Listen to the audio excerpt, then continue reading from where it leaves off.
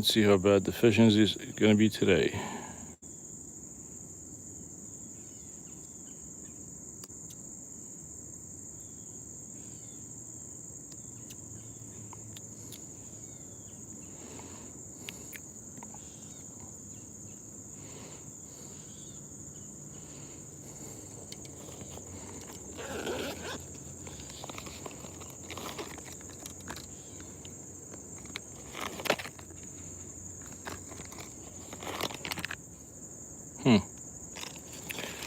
Let's try Gulp Emerald Shiner.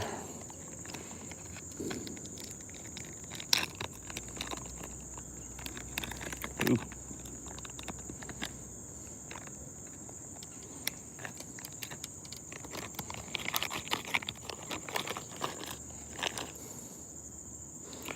Hey, how you doing, Demon? All right, well, change of scenery for me.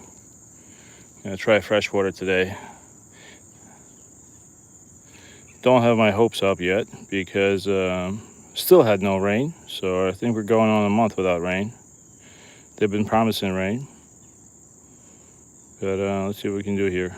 Just gonna use a Gulp minnow. I'm gonna put it on. Well, let me feed it deeper. I usually use size 8, but today I'm gonna use size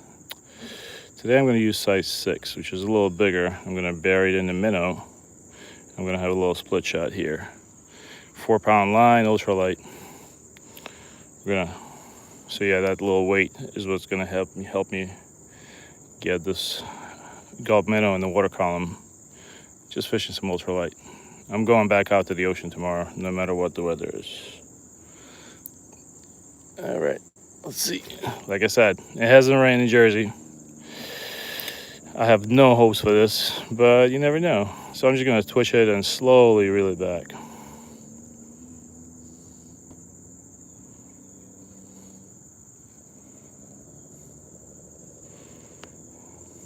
There's very little oxygen in the water. So, if you want to catch fish right now, you got to come early in the morning or when it's getting dark. That's when the fish is active.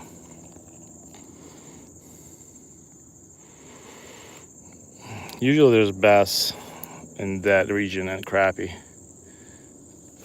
They like to hang around vegetation. Let's see.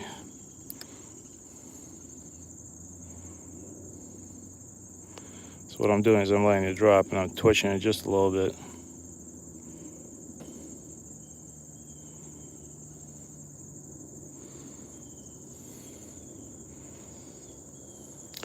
I know the string quality should be good because I'm on the ultra wide 5G with Verizon.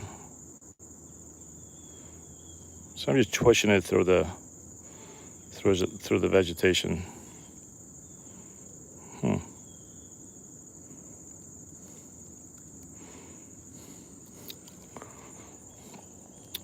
Got a lot of people fishing here. Look, you can just go around and collect some fishing gear for free. Look at these hooks. These are all bass hooks. Check this out. I guess somebody was fishing with some live bait yesterday.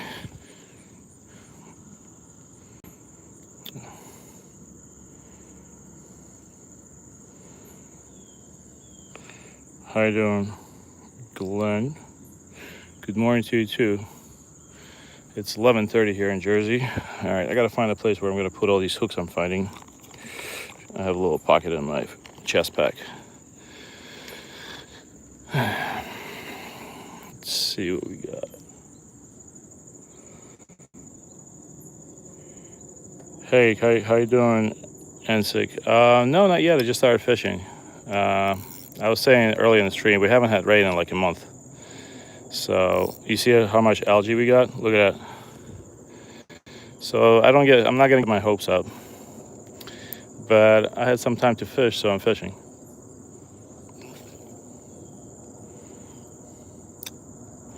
I'm just using a Gulp minnow. How you doing, Calm Camping? I'm just gonna twitch it a little bit. I like twitching the Gulp minnow. Because when they're bluegill and bass love when you twitch the Gulp minnow. It kind of presents itself as a dying fish. But yeah.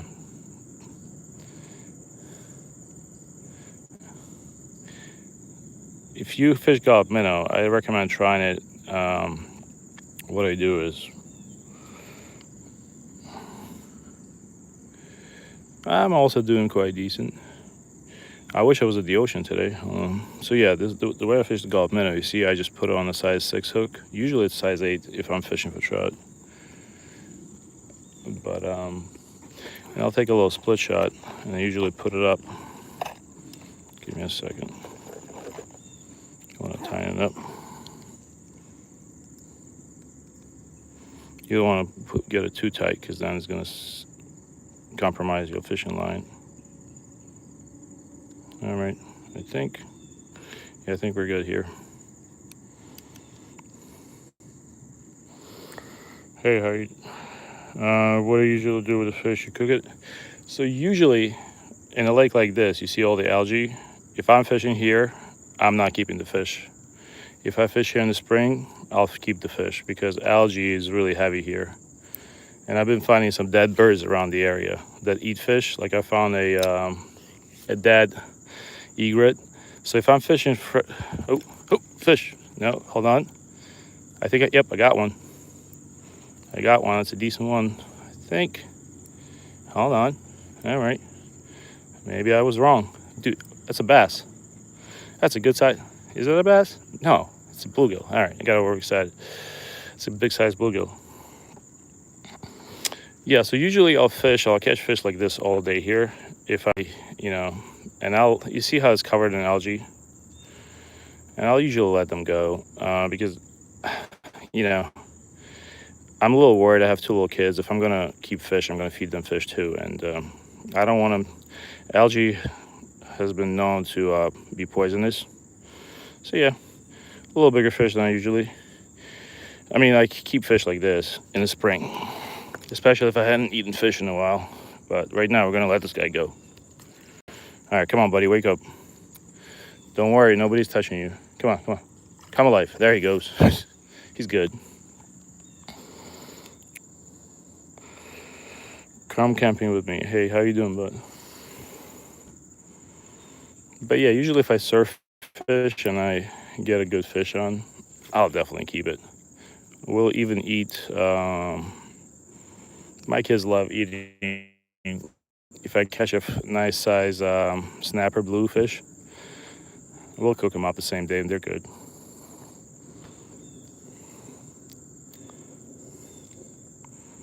Well, at least I had one already, which is good. I really like rigging the Gulf minnow. Oh, had a good bite. Let's see if he comes back for it. That was a good bite. Let's bounce it. Nah, he didn't come back for it.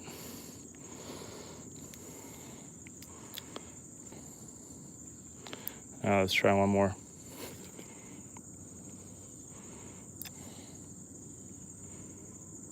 Yeah, so I cast it in, I let it sink, and I just twitch it a little bit, and I slowly reel it. You don't have to reel like crazy. And bluegills, got one. Come on. See, if I had smaller hooks, I'd definitely be putting more fish in. It looks really good when you twitch it with no weight on the Gulf minnow.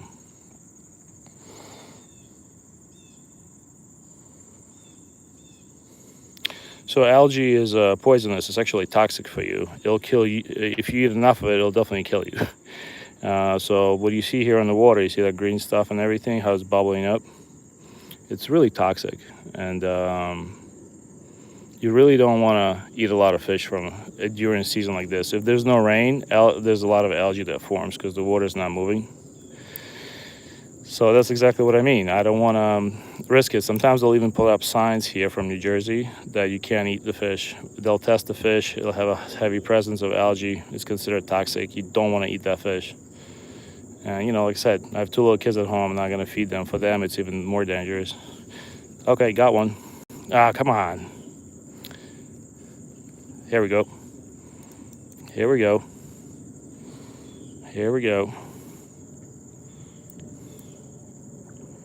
All right, what do you guys think it is? It's another big bluegill. So yeah, catch guys like these. I mean, you can listen, dude. You can eat them if you're hungry enough. You can. The problem with this guy is, really took my hook. At least I'm catching something. Hey, how you doing, El Manouk? Yeah, algae is no joke, man. It can really hurt you. And obviously, with a little kid who weighs like 50 pounds, it's even worse.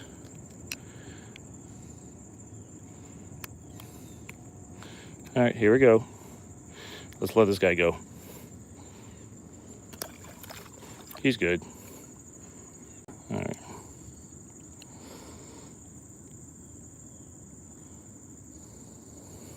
Yeah, man, the last time I caught a pike was a while ago. I'll explain to you why.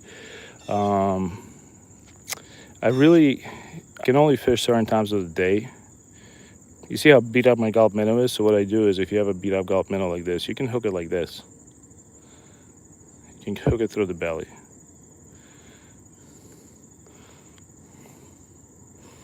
This is not an ideal presentation, but let's try it.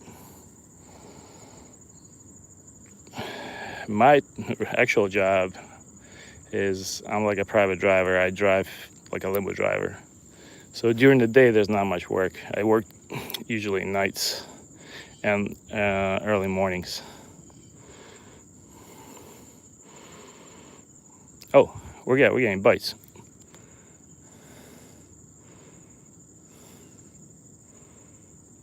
This minnow swims amazingly on the top water.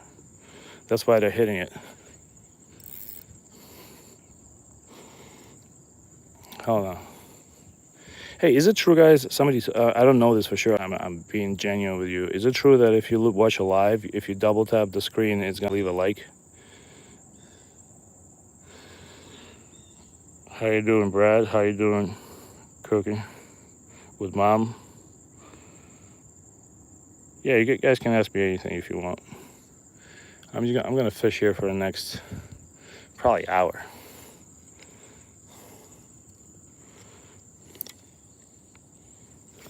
I'm just fishing with an ultralight setup with a 4-pound line.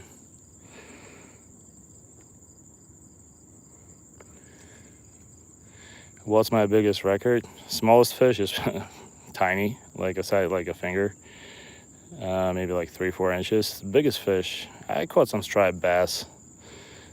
They're not huge, man. I'm not really into catching humongous fish. The biggest striped bass I caught was probably like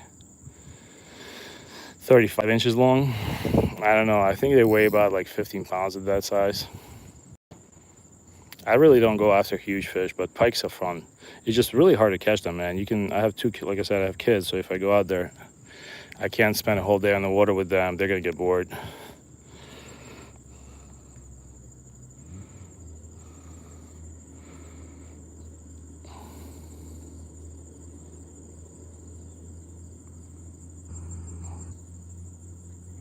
Oh, I'm sorry. I did hear that stuff happens all the time. You got to be super careful with those guys. Is your hand okay now?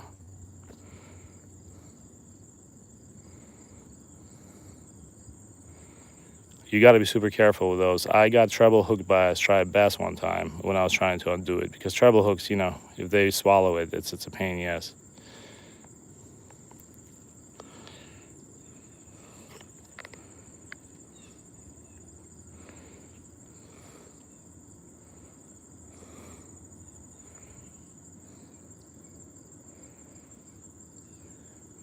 Yeah, I'm sorry about that, dude. I know those rides to the hospital well. I actually used to work as a fireman medic when I was younger, and dude, the good is I'm assuming you're gonna fully recover from that injury, though.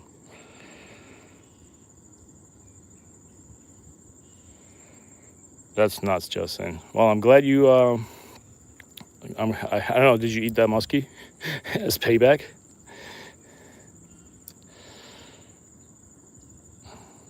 Oh, got one. All right, let's see what we got. Sounds like a bluegill. Oh no, he dropped it. Yeah, if you guys haven't used gulp minnow, These guys are hitting it. They're hitting it on top water. I'm getting hits nonstop.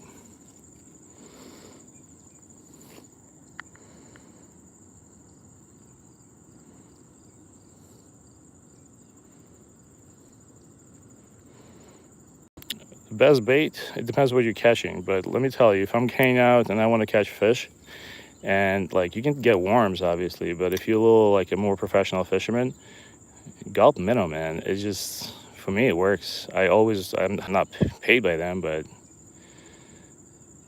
I'll twitch it like that. See that? It gave me bites. And gulp minnow I love for freshwater. Like 2.5 inch size is like perfect. I'm gonna change this gulp minnow because it's getting beat up, but hey,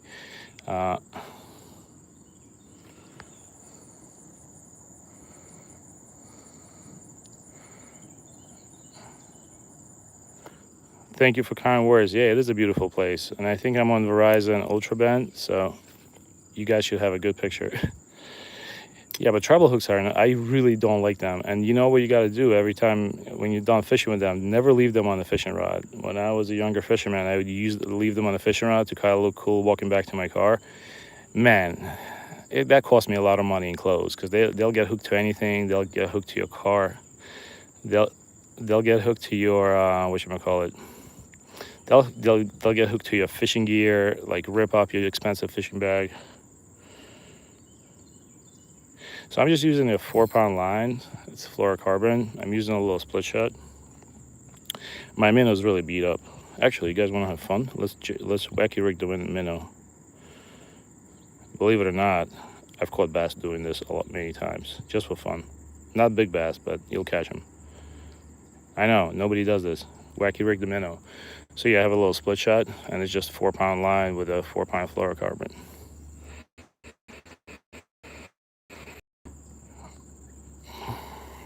Now watch this. This might be fun. Because right now it's still the season when you can get bites on the top water.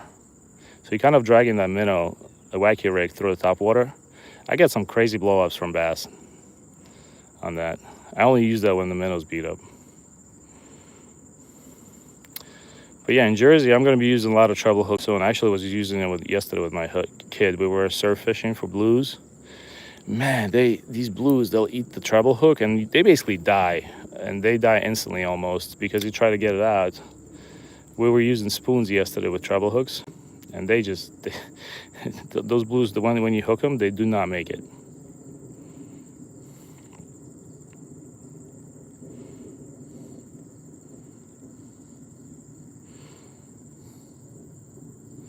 How you doing, King? Good morning to you. Yeah, I'm just using a light reel. Yesterday I was ocean fishing with braid and having the whole, 9 yards. Today I have a job at 3 o'clock, so I gotta be somewhere.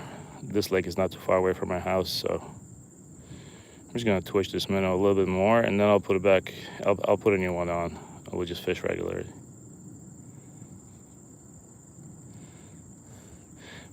But if you fish gulp minnows, I highly recommend you try just putting it naked on a hook, just like a size 8 or size 6 hook. Use size 6 if you're looking for or even bigger. And put a weight like a split shot or a piece of weight, like 8-9 inches above it. And it swims so much more fluid in the water. Yeah, trouble is like we killed, like we ended up feeding. We can keep 6 fish, so we ended up feeding 6 fish yesterday to the seagulls because they were so badly damaged. The blues from the trebles, like I would rip their mouth open because they would swallow the whole treble hook. And I don't know if you know bluefish. Oh, that was a bite. Something came for it. Hold on, I'm throwing it right back there. This thing was like an inch away from top water and something came for it. So I'm gonna say that was a bass. So let's try it again.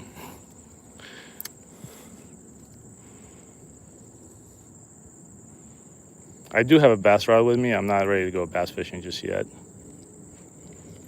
Okay. Hold on. drop. Oh yeah, absolutely. I'm just what happened here is I'm just messing around. I'll explain to you why. I've been fishing this gulp minnow. I caught like 2-3 fish on it, and it was all beat up. So I said, let's whack your rig just for fun. But yeah, here I'm gonna put a new gulp minnow on, and I always rig them through the nose. This is the one I used. You can use. I really like the black and white colors on gulp minnow. I mean, they work the best. Hey, thanks for the likes, guys. I appreciate it. I know we're not catching big bass out here, but nice Washington State, man. You guys have a lot of fly fishing over there. All right, yeah. So this is how I rig them. Just put it through the nose. Make sure you're kind of going in the middle, and that's it.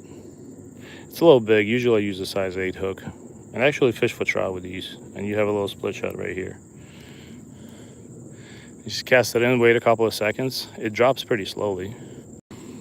I still think there's a fish there we can catch. Hold on. Yeah. Jeez, hold on. Oh, you see that blue heron flying across? He has a fish in his mouth.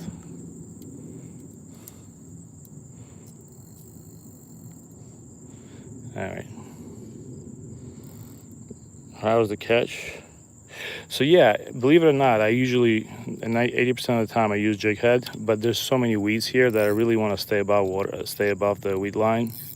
And the bite has been very good right now, just on I mostly use jig heads, but today I decided to try out a different way. This is actually how I catch trout in the river. Because jig heads drop too fast, so if you have light water, like right now I can see that minnow, it's basically traveling about 10 inches off the water surface, and it looks like a dying fish. It's like very fluid in the water.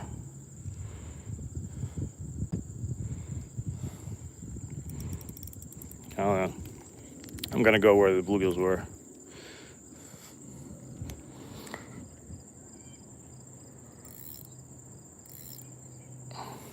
Well, you can do more weight, but I mean, you're not wrong. What I'll do is I do have a weighted hook. I mean, weighted bobber, so it's one of these. I always keep a couple of them in my chest pack. I don't think there's a need right now because I'm catching fish. A lot of fishes, usually they stay in the weeds. The smaller fish like bluegill, they usually live right at the shoreline. We can. If I'm not going to catch any fish in the next 10 minutes, I use a bobber. And then it's a little different technique. I'll show you guys if you stick around. I've been getting good luck here. If I used the jig head, I would definitely be catching a lot more weeds. It would drop down too fast. All right, I think that's seaweed. Yeah, that's seaweed. Here's the problem with Jersey when it doesn't rain. You're just absolutely covered in seaweed. Oh, thanks for the sub. I appreciate it. In 3, maybe. Let's hope for that. But let me rig this hook a little deeper into the minnow so like I said, today I had a size hook just laying around when I was rigging this up, and I put a size 6 hook. If you put a size 8, you'll have a lot more hookups, and see how it sticks out? That's not very good for being weedless. But this fish here today, I think we're gonna get a couple more. It's just the sucky part is like absolutely no rain, fishing midday.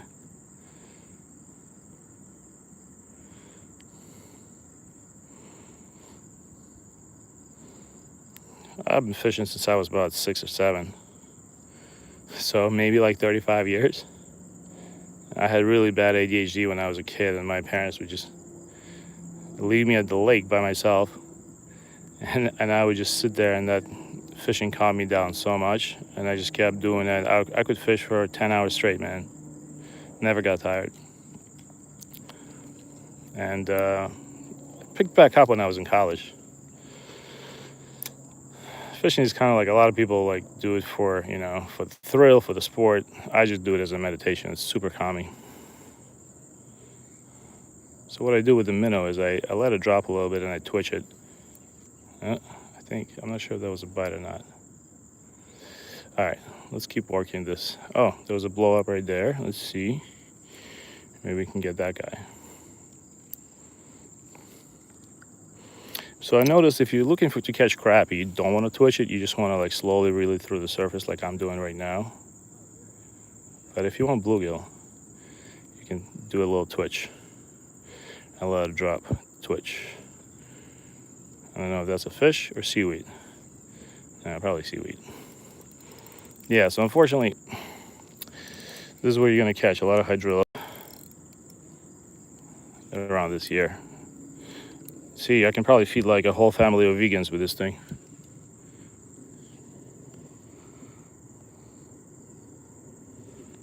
No, this was definitely seaweed. Well, let's keep trying. You really want to kind of like, there you go. Look how pretty that is. Why wouldn't it eat it?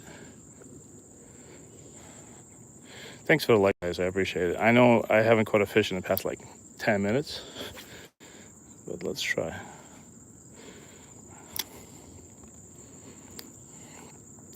But yeah, if you're new to fishing, I would say don't start with bass fishing. I'd say start with ultralight. Just get a light rod and start with catching small fish. Learn how it is, learn how to tie properly. Because with bass, it can be quite frustrating. And a lot of these kids, they'll post videos, so they're probably pound, where they're gonna catch like 2-3 pounders. But if you come to a place like this, even when the bite is hot, I mean, good luck putting a fish on a bank. You're not always gonna do that. It does look good in the videos though.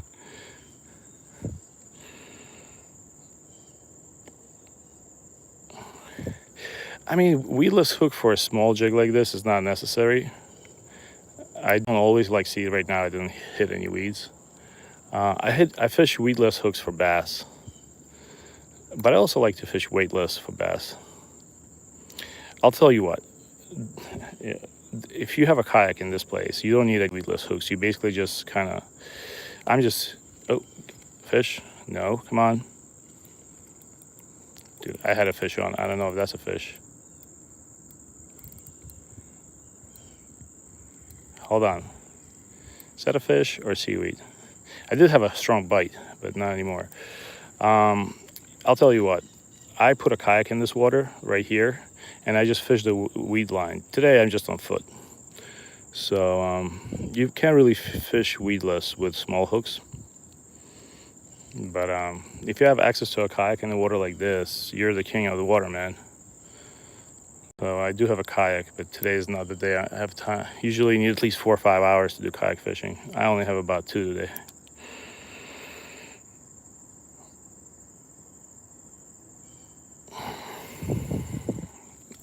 I hold it like that because otherwise you guys are not going to see it. So you're just going to be looking at the rod like this. So, oh, we got to, oh, come on, man.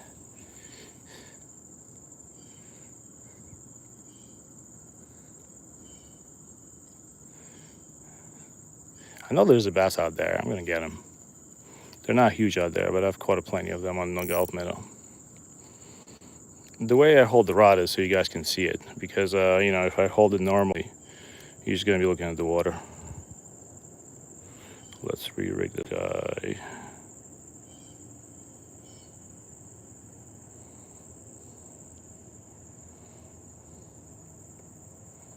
But yeah, if you just get into fishing, yeah, if you just get into fishing, try ultralight. You can get a nice rod at Walmart, Shakespeare Marker Series, for like 25 bucks.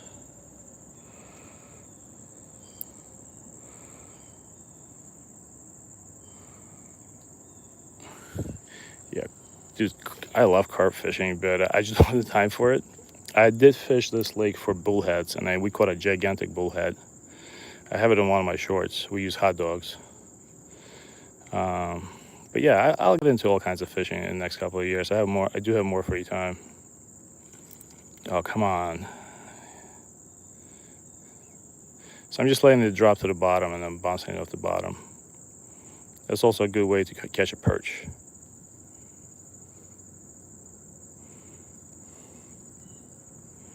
And I might have hit something because I lost my Gulf Minnow. And I lost my hook.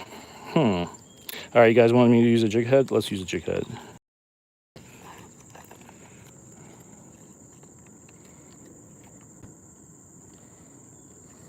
All right, you guys want to check out my Altoids box? So yeah, this is a jig head I would use. It's a size 8. I really don't want to, but since you guys insisted, I'll use a jig head. Yeah, so we're gonna use it's a 1/64 ounce jig head. I'm gonna take off this little weight that I had on, put it down. We're from Jersey. Yeah, so we're going down in the hook size.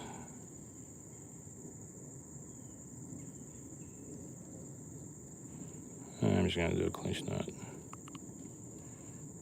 Interesting that I lost my hook.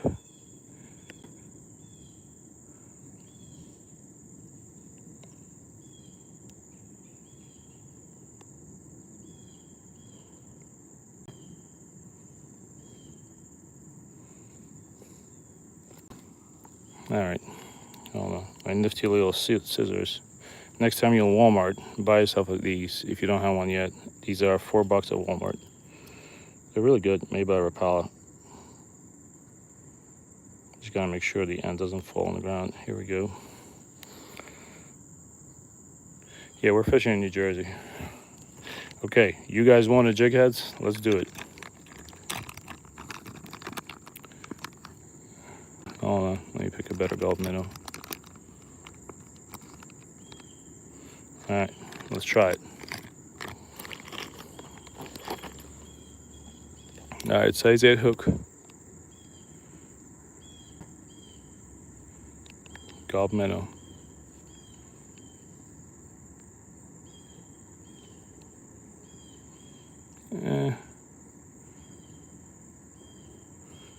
Here we go. Let's try it.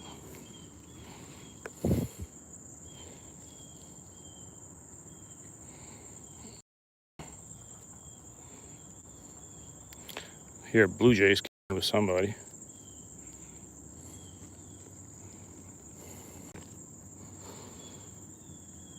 Oh, hey, Antonio. Hey, man, I'm actually going to be at Sandy Hook tomorrow, unless I don't wake up. Yeah, man, Sandy Hook is like a mecca, right? A lot of guys go to Sandy Hook. My kid a couple of months ago found an iPhone 16 Pro Max, and we actually used the Sandy Hook Facebook group to find the owner, because he locked his phone, and that was the only way. I wasn't going to give it to the park rangers because that would just probably never, probably never see the owner. But yeah, we found that guy on Facebook group. He was from PA. Yeah, trout. You guys got steelhead trout there. But yeah, next time you go trout fishing, try the Gulf minnow, man. I think I caught about 30 keeper trout this year, and I'd say 25 of them were on Gulf minnow, maybe 20.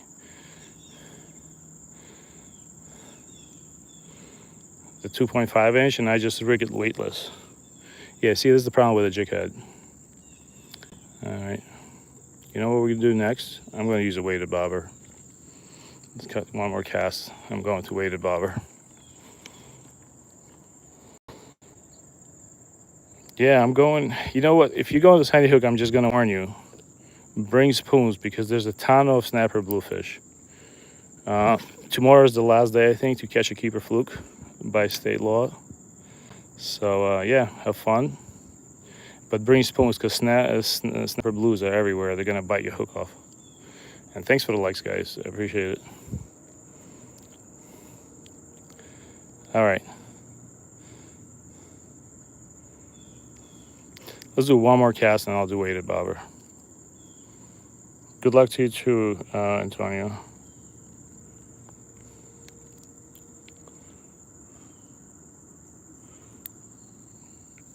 How's the quality of the stream? Are you guys? Does it look good?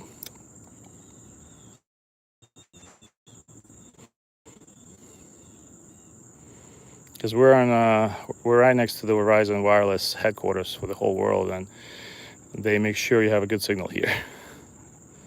Baskin Ridge is where that's where Verizon is headquartered. I know because I work as a limo driver. I drive all the country managers there.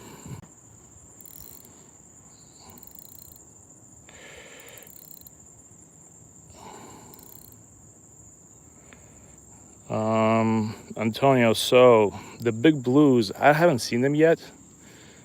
We've been catching snapper blues like, I don't know, I'm gonna say like 11, 12 inches. They're getting bigger by the day, but I don't know, man. You can try fishing beach for but if you want to catch a lot of fish, go to the tip.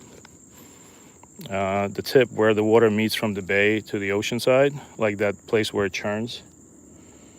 Man, that place is you're gonna catch something there, because yesterday we gave up on trying to catch a fluke because they were eating all our grub tails.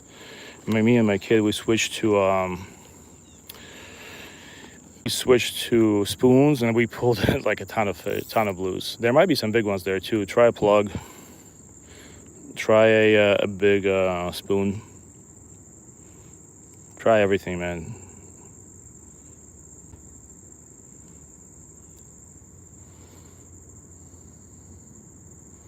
I'm fishing for just whatever bites. Bluegill, bass, crappie. Chances are, if I have a bobber, I'm not going to catch a bass. It's probably going to be crappie that will bite. But who knows? Crappie is very temperamental. So we're going to eat it out there and hope for the best. Just make sure I don't have a tangle on my rod, because if I do, I'm going to rip off my line. Now let's try it. Yeah, wow, that goes far.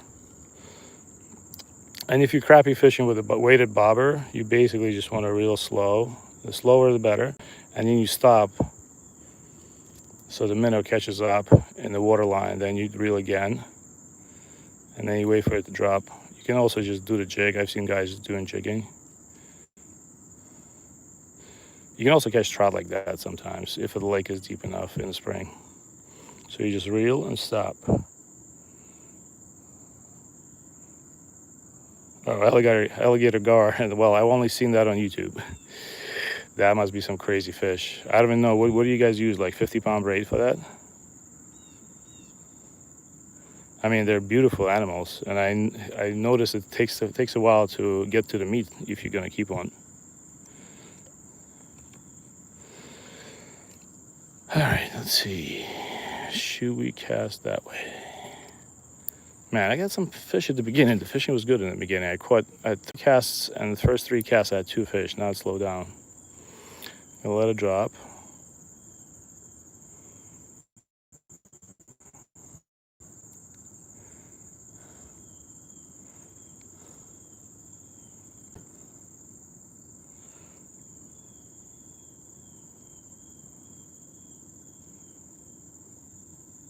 Yeah, bass fishing, man. First 2.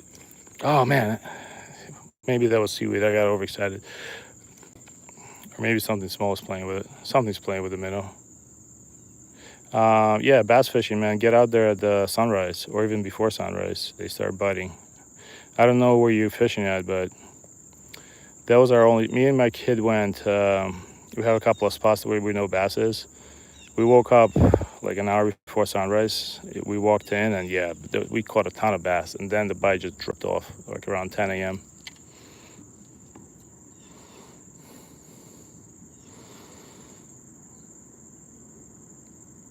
Oh yeah, dude, you're basically pretty close to me. Chesapeake Bay is striper.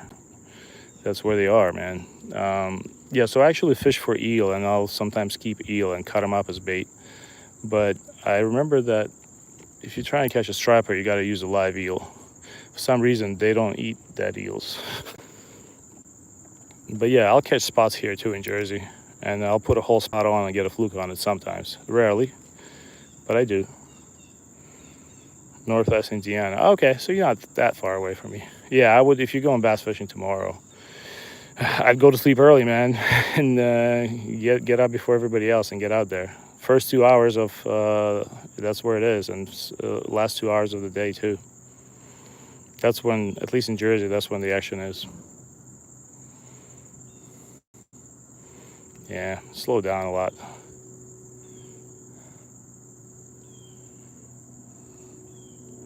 Yeah, but Maryland, Chesapeake Bay is, you guys have sheep's head there too. My dream is to catch a sheep's head, maybe next year.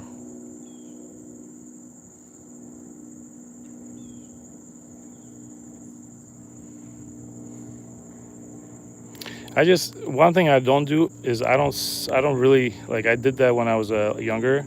I can't sit with a bobber with a spike in the sand and wait. Now because I fish with my kids, they can only handle that for about 20 minutes. And I had really bad luck doing that when I was younger. So I'm more like a finesse fisherman. I'll come out with jerk shad or gulp and just fish with one rod. Sometimes I'll bring a second rod if the bite is good.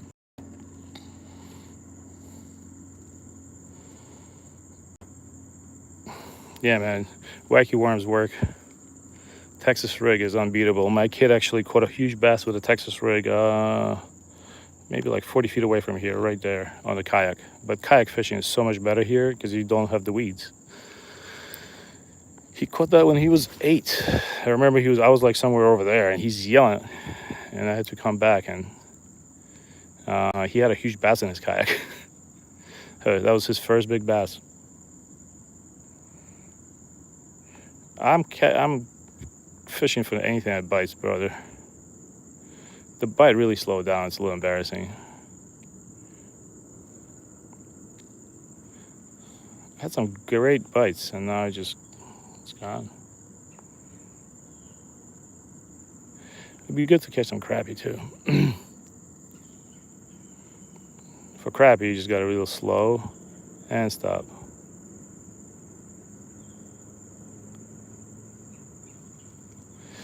Yeah, my bobber is actually laying down, so it's pretty shallow. Let's try casting in a different direction. Hey, thanks for the likes. I appreciate it, guys. I'm not catching much fish to deserve it, but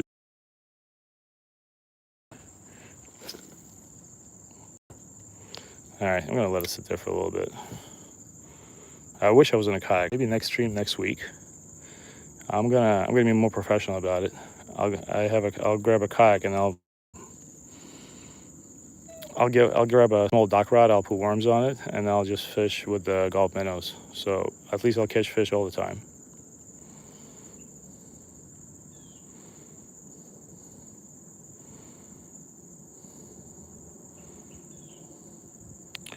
Yeah, Wolf. So funny enough, well, I didn't get a 4-pounder, but this year on this ultralight rod and this reel, I caught a 3.4-pounder right across from there. I wasn't trying to catch one, but I dropped a gulp minnow, rainbow trout color, and hold on. Oh man, what the? I had a good bite.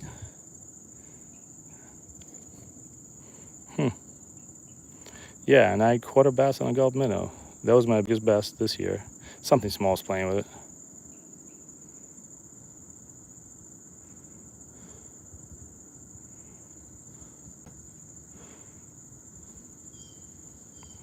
That ain't a fish.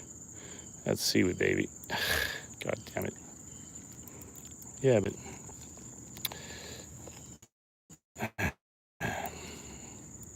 caught a bunch of weeds. Yeah, bass are fun, man. I always let them go. If you do catch a small one, they're really good eating. Like 10, 12-inch size. Like this place is loaded with bass, but they're so pressured here. Everybody fishes here.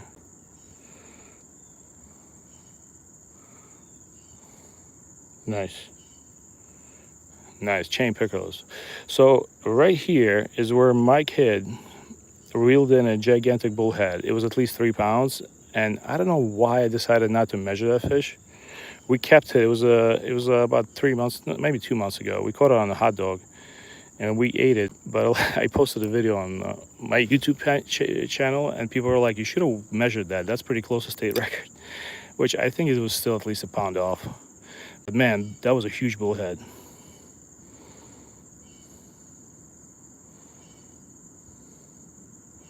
Rose Valley Lake. Never heard of that. That's cool, man. Pickerel are fun, as long as you don't get a treble hook in them. Man, where's the bite? You know what? Should we try a little bit? How about this? Let me take the bobber off. I'm really not a big fan of this. Let me take the bobber off. I do catch significantly less fish in the fall and late summer with the bobber setup. In the spring, if you go over crappie nests with a bobber setup, oh man, it's killer. It's nonstop. I was at the same spot catching crappie after crappie here in the spring.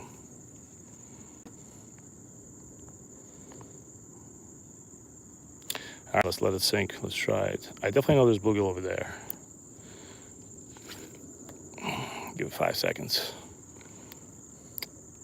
But yeah, next week I'm gonna grab my kayak. My friend lives on this lake and he might let me, so I don't have to drag it too far. I'll go out on a kayak. Man, on a kayak at this place, even on a bad day, you catch fish. Let's try twitching that gulp minnow.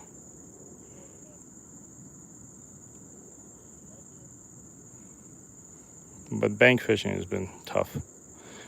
Last week I did pretty good on a live stream. I was fishing for eel and caught about a dozen bluegill, caught a suckerfish, caught a turtle by accident, and caught an eel.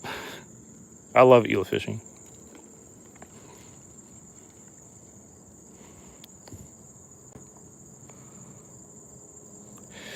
Yeah, I know a few dudes that actually go all the way from New York City to ice fishing in PA. I heard that a lot of people get into fights with game wardens because they think there's a certain time you can walk on a lake and certain times you're not allowed in. So I heard the game wardens usually have some choice words for the guys that get there early and try to get on the lake before everybody else.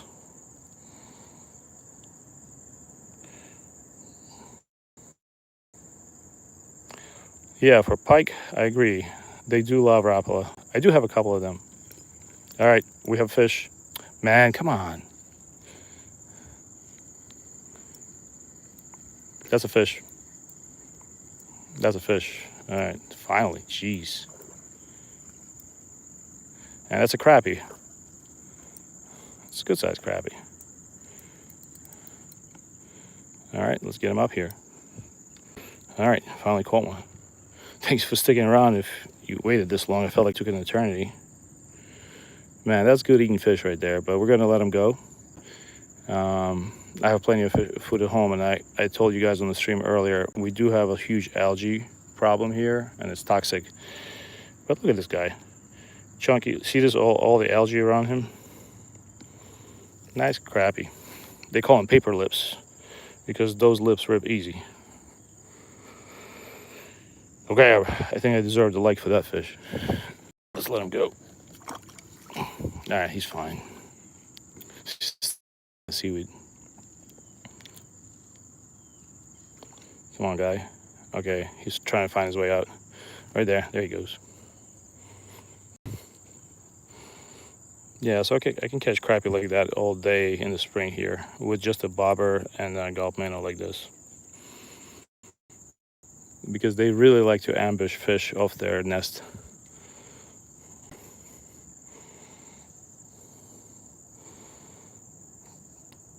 Thank you, Dimitrov. Believe it or not, I can actually read Russian.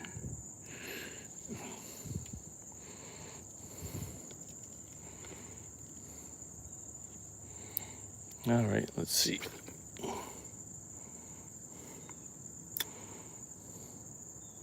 Gonna drop it in. Yeah, but I really want to fish with my kids, and that's why a lot of times I really can't go out by myself because I'm kind of like the main caretaker. So ice fishing is out of the question because my little one, even if the temperature drops below 65, he instantly gets sick. I don't know what it is with him. And yeah. And when they get to 12 or 13, they lose interest in fishing with you. Like yesterday, my kid was not happy about going fishing with me.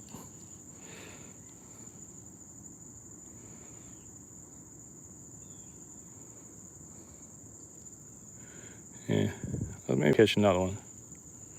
Thanks for the likes. All right. But yeah, you guys can ask me anything. Tomorrow, I definitely will be streaming probably around like 10:30 a.m. Eastern time. I'm going to the Sandy Hook. Tomorrow is the last day of fluke fishing. Gonna let this minnow drop. Twitch it. And reel it. Twitch. Yeah, pike, I haven't caught a pike in many, many years. I know they're here in Jersey. I actually think I'm pretty sure I know a good lake where nobody fishes with this huge pike, because we saw them blowing up on the water right before sundown. Ah, come on, this freaking algae. It's everywhere. I do have a big Rapala. What kind of rod and reel do you use to catch pike? Can I just an ocean rod there that's about 8 feet long and has a 15-pound braid? Would that work for pike? I definitely know there's pike in that lake, and I know people really don't fish it hard. It's really hard to access the fishing spots there.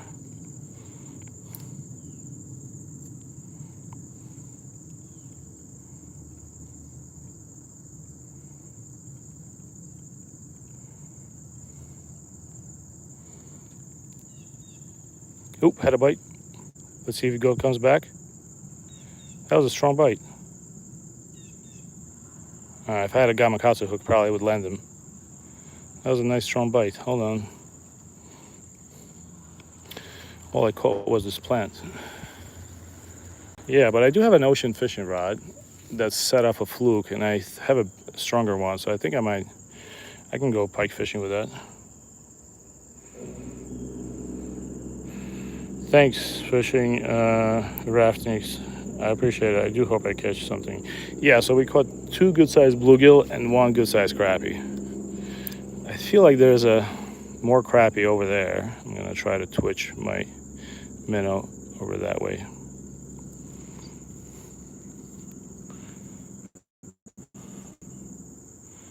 Only a couple more seconds before I'm in the seaweed. Come on, buddy, bite.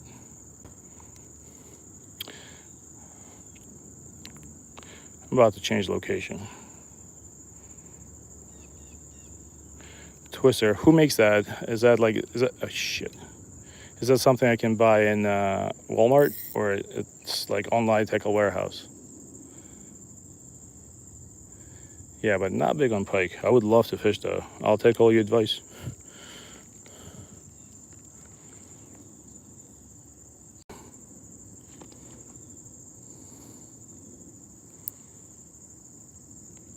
Yeah, I do wear sunglasses sometimes. I have, of course, I have, especially when I'm trout fishing, I wear the polarized glasses. I think it's definitely a must if you're trout fishing and trying to catch fish. We're gonna have trout here in about a month. I know there's a fish right there. Not interested. All right.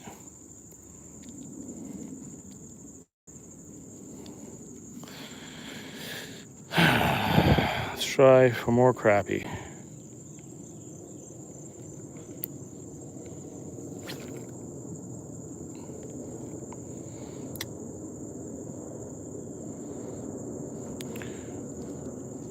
All right, let's leave it. The only problem is that it's on a jig head hook, so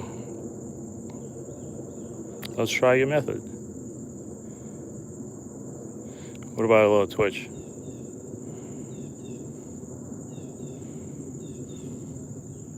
Next thing you know, we're gonna get a bass.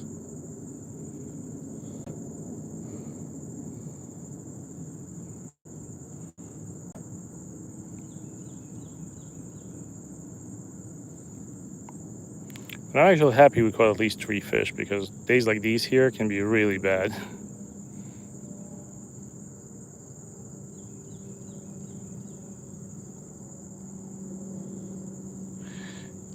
I still want to cast.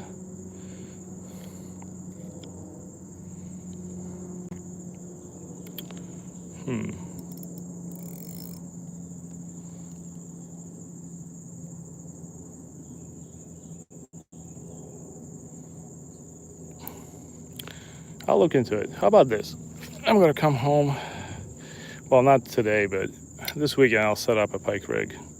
If you guys want to go pike fishing with me next week, it would be my first time pike fishing in about 15 years. I think I can figure it out. What is do pike bite in the morning? Is that their usual time and at sunset?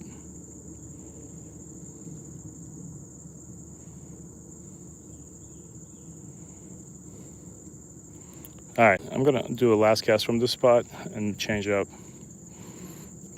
There's the spot with a little less seaweed, I think. And plus the fish here already saw my gulp minnow like a million times. Here we rig it a little bit.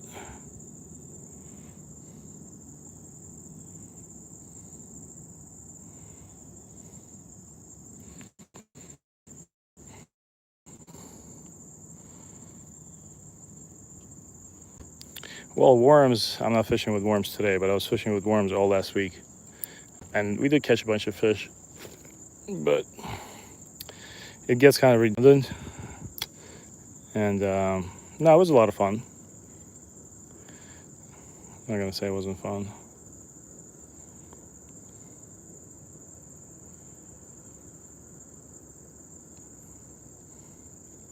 When I go fishing for eel, I'll fish with worms because I already have them.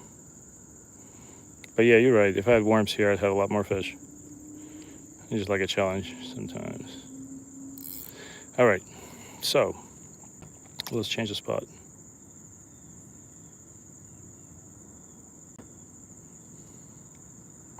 Jeez. All right, I'm gonna walk for a couple of minutes. Stick with me. I'm gonna have to pick up that trash on the way back. But yeah, see, I did bring a bass rod with me. Just don't feel like bass fishing right now. I'll try it at the other spot. There's more bass there.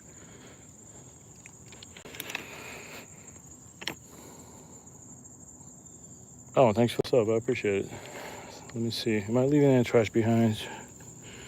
I don't think so. No, we're good. Yeah, you see how pressured the spot is? Every fish is here. So the fact that we actually got 3 fish, it's not bad.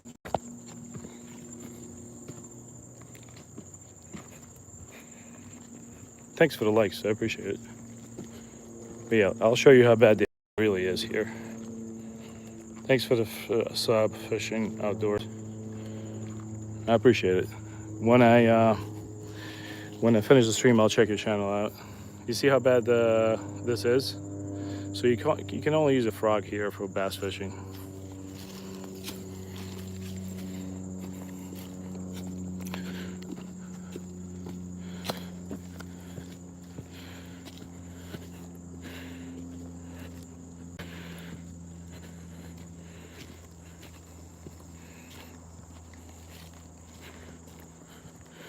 It's probably gonna take me like 2-3 minutes.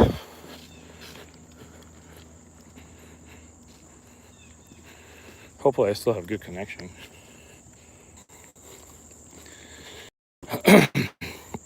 Now, a big question. You guys that catch big pike or any pike, do you actually eat it? I remember back in the day when we caught pike, my mom would spend like 2 days working with it, cutting it up, and making some sort of like fish meatballs or something.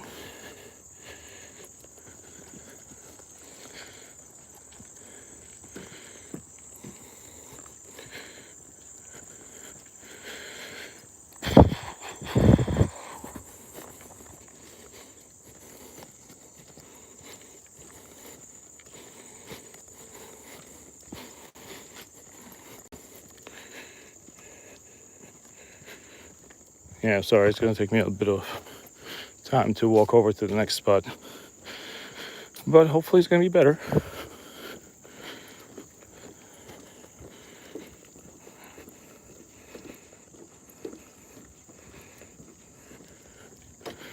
It's a nice place though. It was actually a volunteer organization that built this bridge.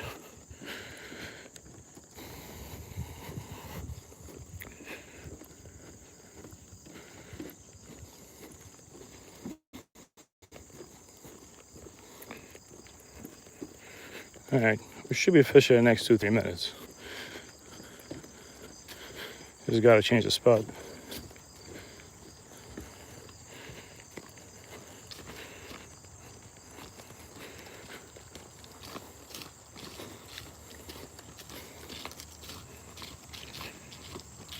I'm in New Jersey.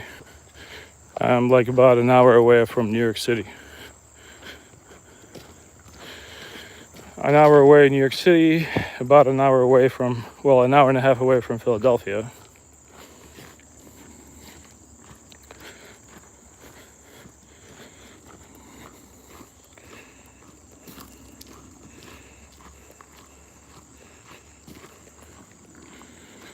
Yeah, pikes are known to be super bony. That's why I remember, I think my mom, what she did was, I think she like processed the meat somehow with the bones inside of it in a grinder. I forget, man. I was really little. I was like 15 years old, maybe even younger. But my dad would catch big pike. We would actually use a live perch as bait.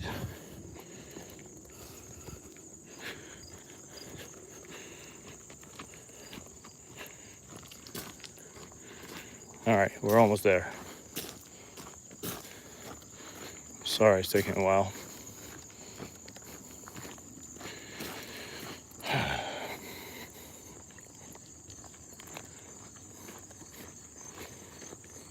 Yeah, but next week I'm gonna grab a kayak. If you guys want to watch it, I'm not sure. I think it might be Wednesday. I'll go out. I'll grab a kayak. I'll put it in, and definitely gonna be more fish than today.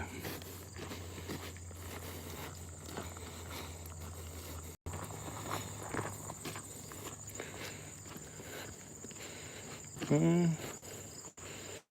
want to try fishing here.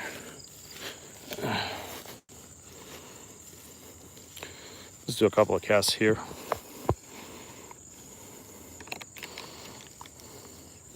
Just gonna find a place that didn't take my rod holder today.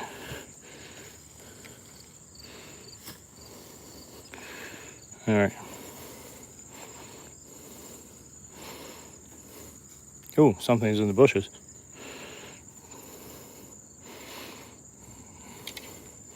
You see how bad the water is? All right, this minute's a little beat up. But I might have to change it up some. All right, let's try it. No tangles.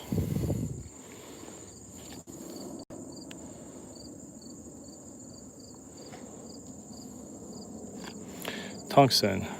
Oh yeah, that makes sense. Yeah, just like bluefish, you use like a strong metal leader.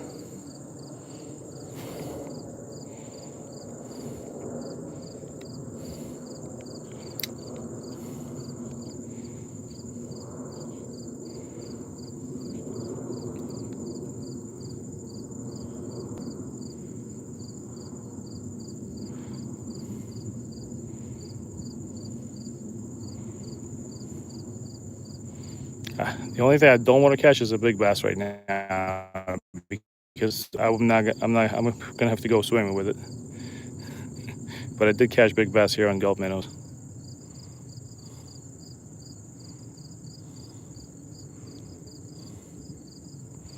All right, got stuck in the seaweed. Let's see. Let's change the Gulf Minnow. It's a little beat up. All right, you got me all excited about pike, man. I'm gonna come home. I do have a bunch of top water minnows I can use for pike, and I'll go out there. I'll grab my GoPro. Maybe I'll catch one. You know what? Let's use a different color.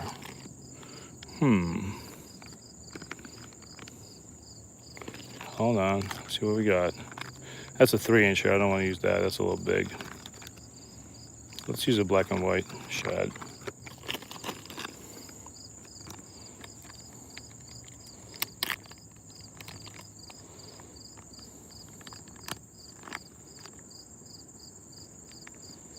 Oh, nice. I actually used to live in California. We lived in Sacramento for a while with my wife. 3 years. She was working at the University of California UC Davis. But yeah, we're actually in Jersey. But I guess this is a reservoir. A lot of them kind of look the same. All right, let's try black and white. I have high hopes for this.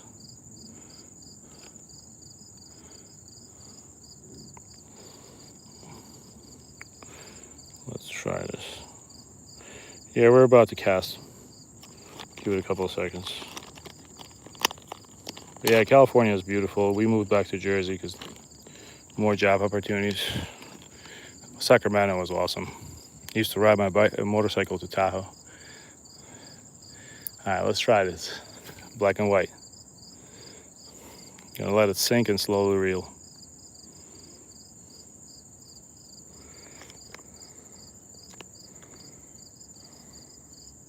Oh, wait, you said Colorado. My bad. Yeah, Colorado I haven't lived in. My bad, I apologize. I didn't see that you said. When I see Pueblo, I was thinking California. Nah. Nah, right in the algae. Look. Oh, man. This is so nasty.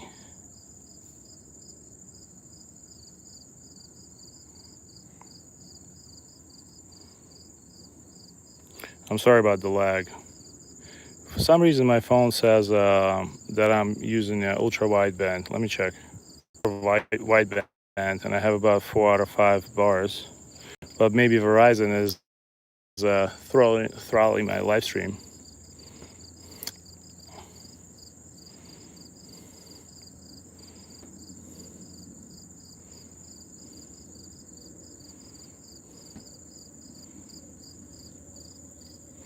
God damn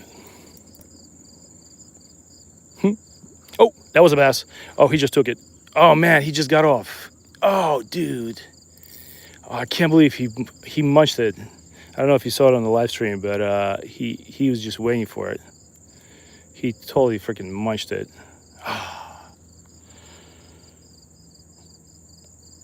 Dude, that was not a small fish.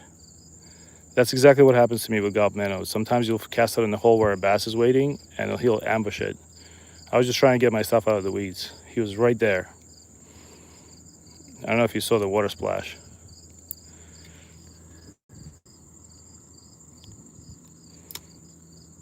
Yeah, now he's gone probably. Hold on.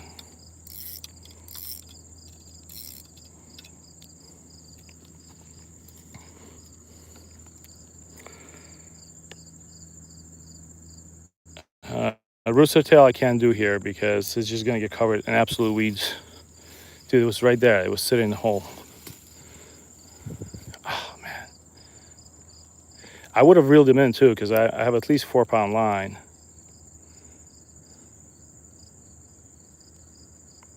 No, I think that's seaweed. Oh, he smacked it pretty well. I was 100% sure I had a hook set too. I think if I had that Gamakatsu hook, I definitely have a hook set. Sometimes these trout magnet hooks, I mean, they work most of the time, but sometimes they don't make a difference between catching fish. Gamakatsus always catch fish. Man, that was cool. Let's try casting there again. Yeah, he's probably gone. He just absolutely blew up on it.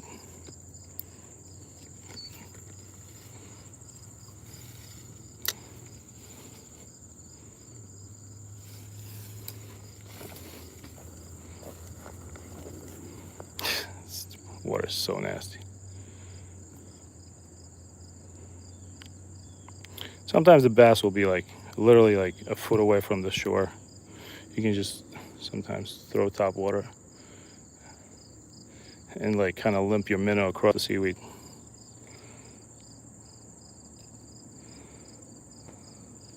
Yeah, I wish I could use a rooster tail here.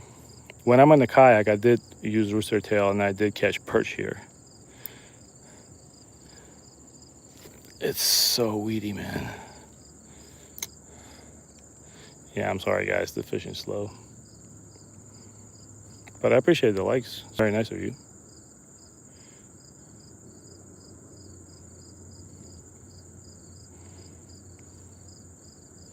Oh, we got a fish. I think we got a fish. Nope, we got a seaweed. God damn it. Hold on.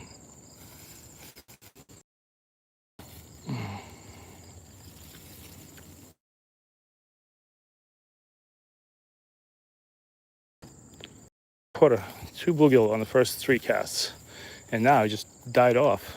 I wonder if that was the tail end of the morning bite.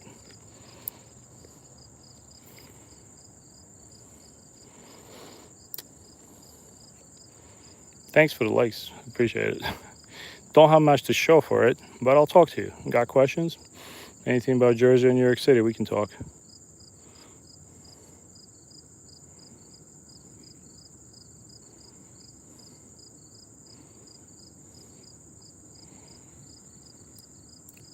That's seaweed again. Oh man, I'm so tired of the seaweed. And the problem is, when your stuff gets out of the seaweed, it just flies over right into the bushes behind you.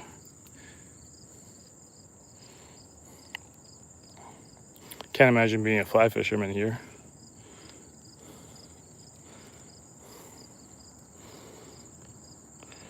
I'm around Somerset County. Like Baskin Ridge, Bridgewater, all those areas.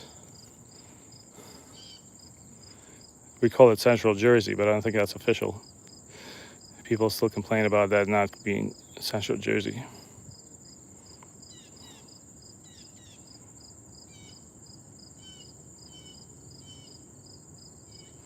I know there's a bass in this water. He's looking at this, but no bite. Oh, wait a minute. You know what I have? Hold on.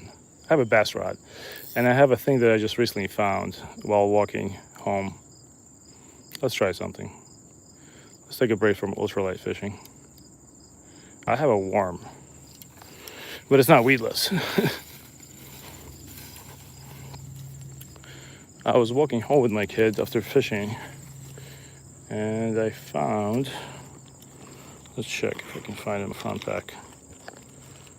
I did find this.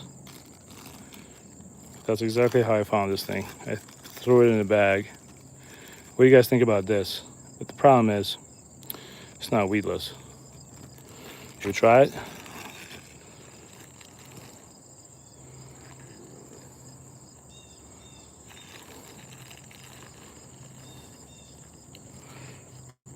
Hi, Thomas. Hi, William.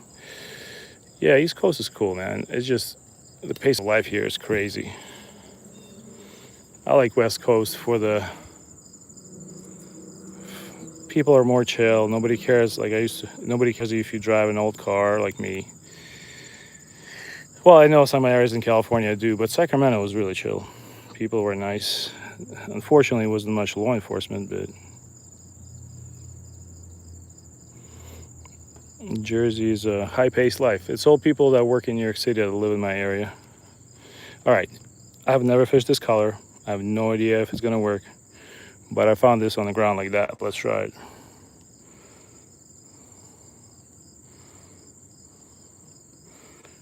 I don't know about movie fish. I'm just trying to catch something at this point, not to embarrass myself. Let's kind of cast it out there and. All right. Anybody want to bet how many pounds of seaweed I'm gonna drag in?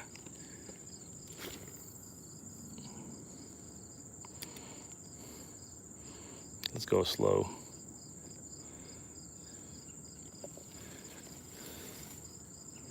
I never catch anything on those things, but hey, like I said, it was a free lure that I just found laying on the ground one day. And I definitely have the right rod to land the bass if I get one. Yeah, we're in seaweed now, baby.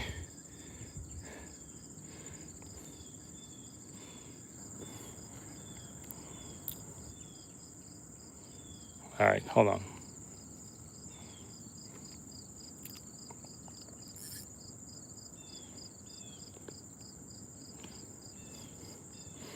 I know there's a bass right there. At least that's where he bit it. Let's try it.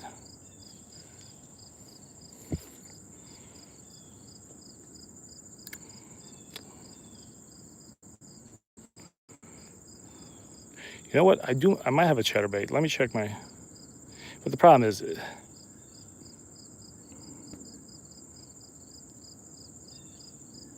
I really wish I just had like a weightless. I wish I had a weightless Senko worm, Texas rigged. Well, I did find a hook. Hold on. Let me see if, should we rig this weightless? Does this color actually work? Has anybody used this before?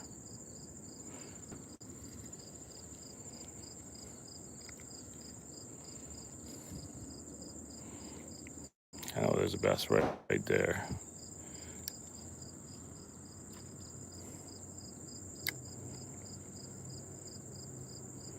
Let it drop.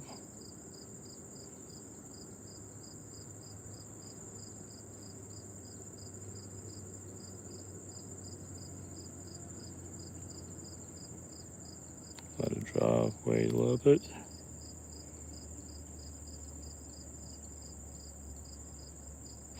I'm not sure how many grams on the head because, like I said, I found this exactly like I was just walking by. But it looks like a one, I'm going to say it's a 1/4 ounce, a little too heavy for my liking. Definitely doesn't feel like a 1/8. Yeah, I'd say 1/4 ounce. I'm not sure how many grams that is.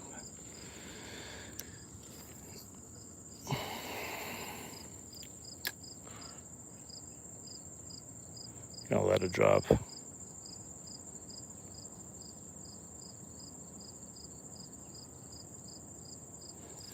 Oh, I just had a decent sized bite.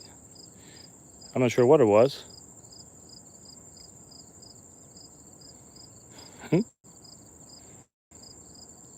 Like I said, I'm not a bass fisherman. Do you guys like jig it? Do you let it sit a little bit and twitch it?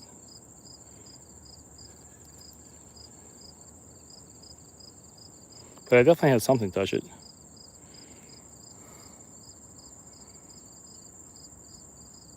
Yeah, I just found it. I'm gonna assume some kid probably.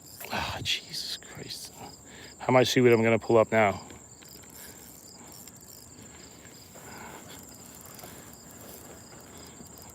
That's enough for a vegan girl to eat for at least a week.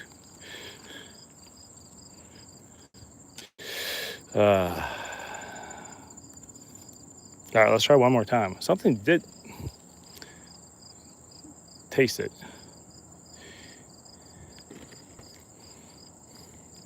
I'm gonna have to go home and read up some bass fishing techniques. I haven't fished directly for bass, and I usually catch them on Gulp minnow. That's why. Let's just let it.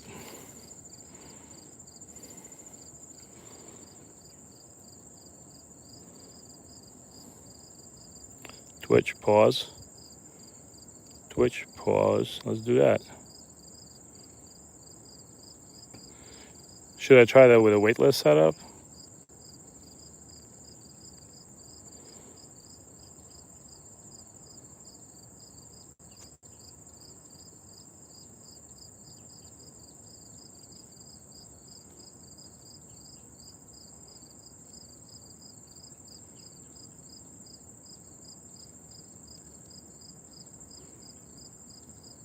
You know what I do have? I do have a. I don't think that's a fish. More seaweed. Hold on. I do have a nice bass thing that I bought for my kid to use. I think I have it on me in my chest bag. Hold on. That one's definitely gonna work if I use it correctly. It's a crawdad. Hold on. I'll show it to you. I actually grabbed it out of my car. Check this out. All right, what do you think about this? A nice weedless crawdad.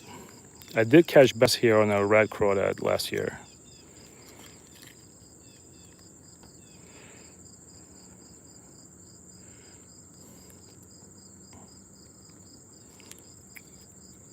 All right, let's try it. I apologize, I'm not a bass fisherman, but I'll learn if you give me pointers. And like I said, the reason I'm not a bass fisherman is because I mostly fish with my little kids, and bass fishing and 6-year-olds don't mix unless you have a private pond with no weeds.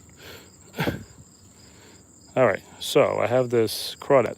I think this jig head is pretty heavy, but let's try it. I'm not gonna name the reservoir. Don't get upset at me. I just in case you've been sent to kill me. But it's in Somerset County. Trust me, it's nothing to write home about unless you have a kayak or a pedal board.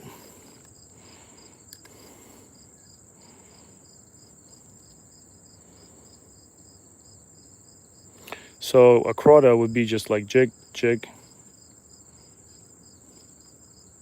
and slow really back.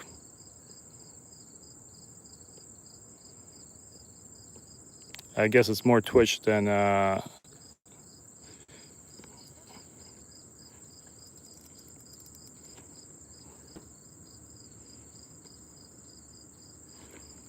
think I'm stuck on seaweed. But you know what? It feels better than the other one.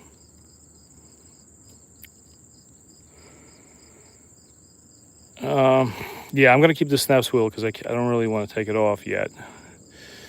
But let's try a little bit and then I'll switch back to ultralight. I apologize. Meanwhile, admire this bass rod that I got on Facebook Marketplace for like $3. It's a Abu Garcia Cardinal 400. Never heard of anybody using it. I absolutely love this thing.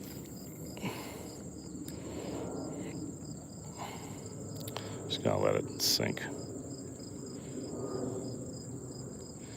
But yeah, if I fish for bass, it's just, I will use a Senko and they do work here, but I like to fish for them out of a kayak and I'll just do the weed line, me and my kid. We've got some impressive fish here. And if I do get a bycatch of a bass, wait, oh my God.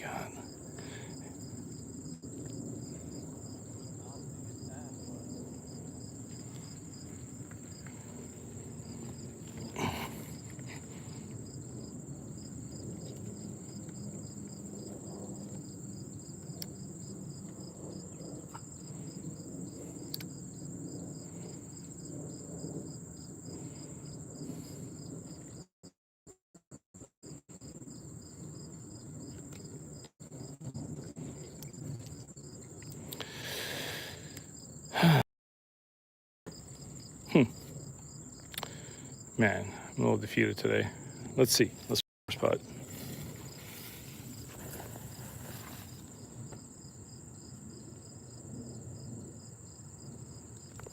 Yeah, so I accidentally bought this. I bought a lot of, because I have a lot of friends that want me to take their kids fishing. So what I do is I'll buy a bunch of rods and I'll set them up because I really don't want the kids to messing up my nice rods. So I found a lot of like 20 rods for 70, and from some guy that, it was like a garage sale. And this was one of the rods. Then there was a St. Croix Wild River rod. I think that's a salmon rod. And a bunch of other cool rods. And I kind of have given away a lot of the rods that came in that package, but I'm still happy I got at least 4 decent rods out of it.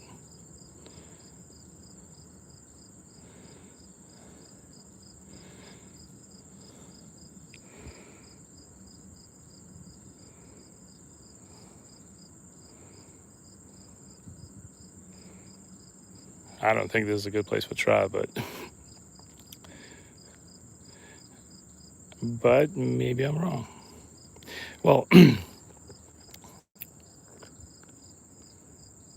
to be honest, when I went to the Florida Panhandle with my kids, I mean, what you guys call trout there is the freshwater, saltwater trout. I think we call it weak fish here. And yeah, they do like grassy areas. We couldn't land one. Oh man, it's all weeds. Yeah, you gotta really fish this place out of a kayak. I'm just pulling out weeds after weeds. It's embarrassing. Well, let's walk down a little bit.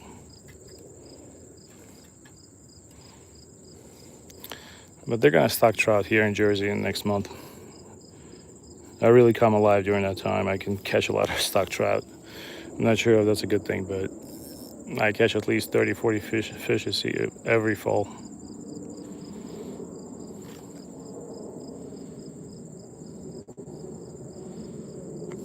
Yeah, you probably fish in Round Valley a lot for lake trouts, right? Round Valley is kind of like a mecca of Jersey trout reservoir fishing. A lot of guys come there from PA.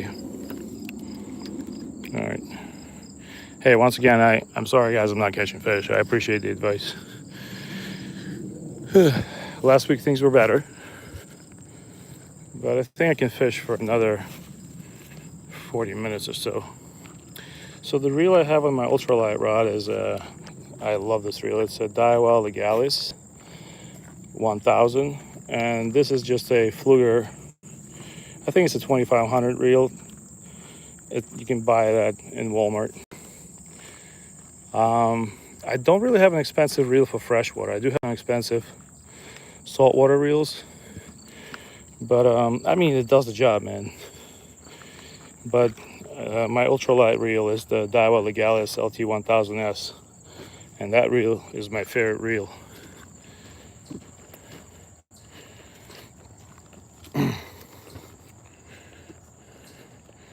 I usually have luck at this spot for crappie. There's some structure over there. Let's try it.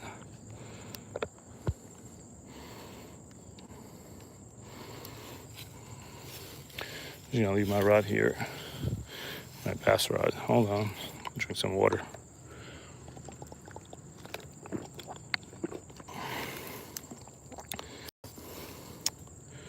All right, let's try it. If I don't fall like Peter Griffin off of this thing. Yeah, there's a structure over there. They usually get crappie in the spring. Hey man, I think you've been enjoying a lot of my live streams. Well, I'm back at freshwater today. I only caught 3 fish. But yesterday I think you joined when I was fishing saltwater at Sandy Hook. Yep. Oh, come on, that was a good bite.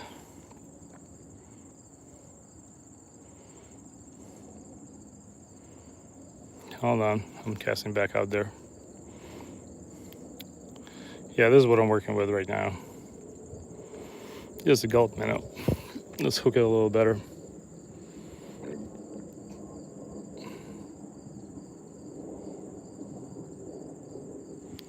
All right.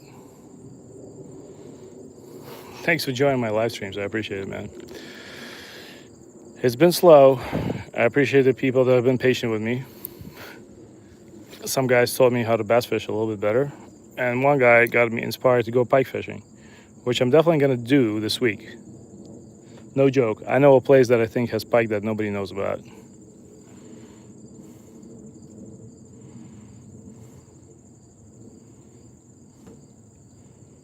I had a good bite right there. Now it's gone. And now we're in seaweed.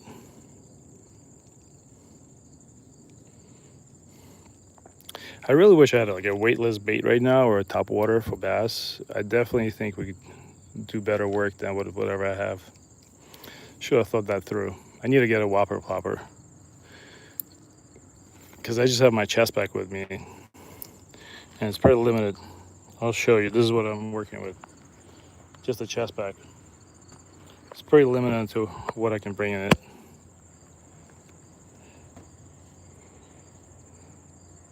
Twitch, twitch. You're not wrong about that.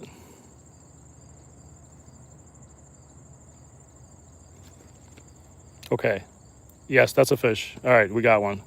Thanks, whoever told me to twitch. All right, that's a crappie.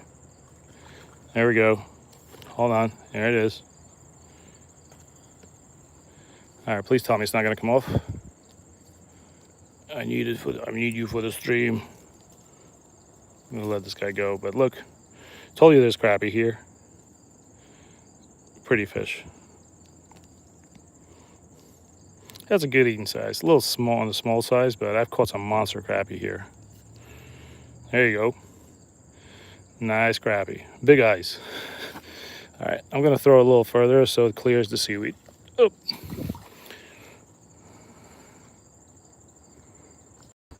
Wait.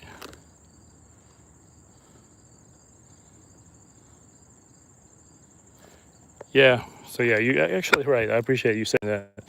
So yeah, yesterday we were fishing a creek that runs into this reservoir Caught some eel and caught a suckerfish, which is pretty rare.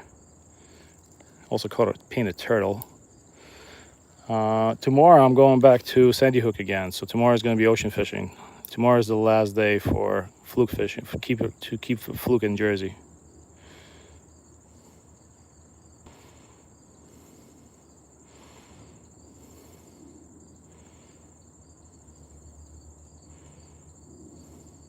Seems like crappie are staying a little deeper right now. Usually they bite on the surface.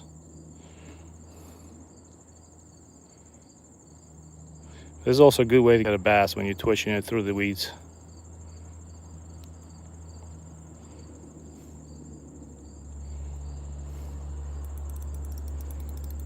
I think got a good piece of seaweed. Okay, saved that one. All right, let's try it again.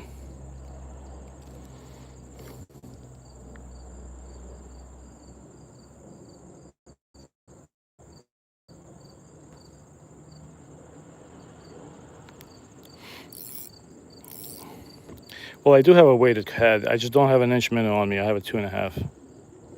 You want me to twitch twice? Let's try it. This is a 1/64 ounce trap magnet jig head. Let's do it. Thanks for the likes, by the way. Okay, let it drop a little bit. So for each rotation, you're telling me to do it twice? I'll do what you tell me. Okay, here we go. 1, 2. Let's get some tension on it. 1.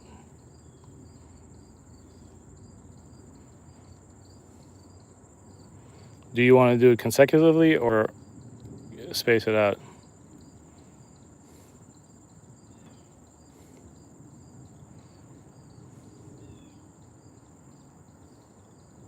Oh, I see it swimming. So last time I was fishing here, I actually had a big bass right in that hole right there that ate my minnow, and it ripped me off. I couldn't get it out. It was...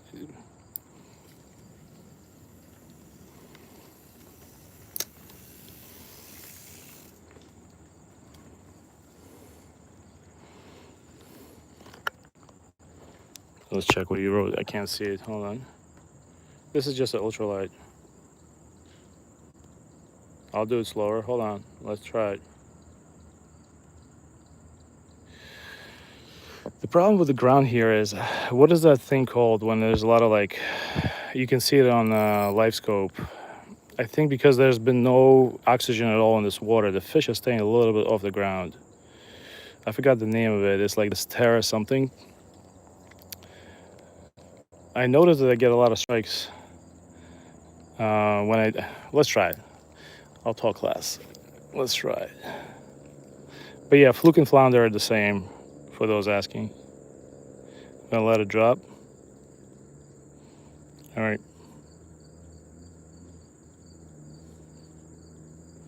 That's actually how I fish for fluke. I use a 1/8 jig head, jerk shad, and I just twitch it.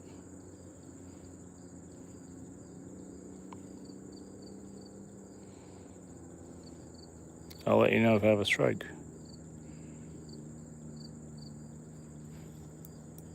Please tell me that's a fish. Nope.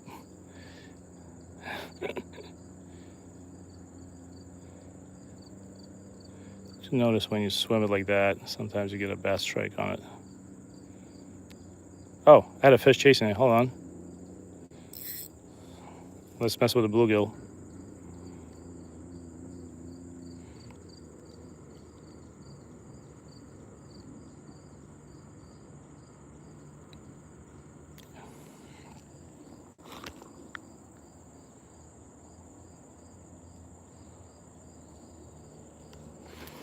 Yeah, if you're in Jersey, let me try. I'll do your method. What I'm going to do is I'm actually going to cast it out straight, which I usually don't like to do here, but I'll cast it out straight. There's very little structure there, from what I remember. Well, it didn't fly straight. But anyways, I'm going to let it sink. Probably about 6 feet of water there, maybe 7. Give it a couple more seconds. And now we twitch.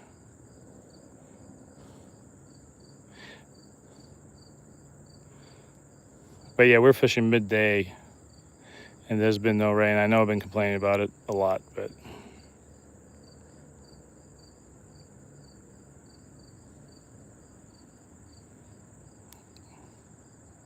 such a strange weather in Jersey. I really wish there was just a week of rain. Because what's going to happen is if the rivers are going to be low, they're not going to stock the trout. That's what happened last year. They didn't stock the trout.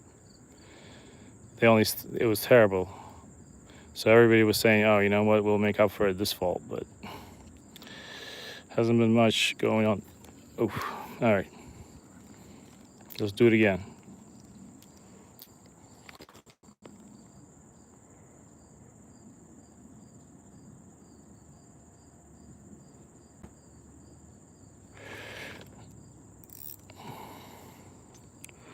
Put the reel between your middle finger and ring finger. Let's try that. Hey man, I'll learn.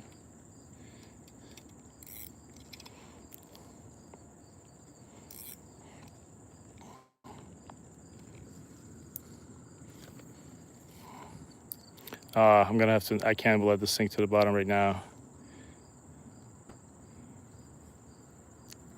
because I kind of cast it right into the weeds. Hold on, let's pull this out. Thanks for the advice though.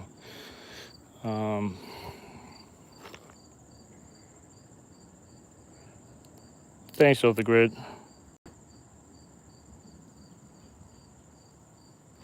No, well, you know what? In terms of listening to others, I used to be when I was trying to get into med school, I used to be a biologist, and one thing I learned is I'll take anybody's advice, because if his technique works better than mine, then he was right. So I don't mind trying anything out. I'll never, I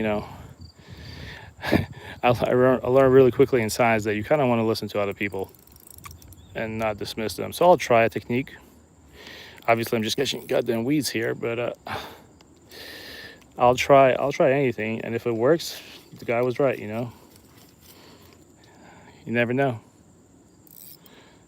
All right, let's cast it out straight. Maybe somebody's just trolling me, but that's fine. I'll try whatever. The only thing I'm not doing is I'm not fishing with a Swedish fish.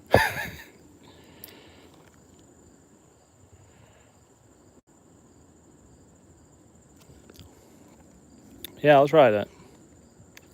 I noticed I basically held the rod like this because when I started doing YouTube videos in May, I noticed that you can't see the rod, so I kind of got used to holding it like this, because then at least you can get the more natural experience. That's why I guess then I kind of got used to holding a rod like that.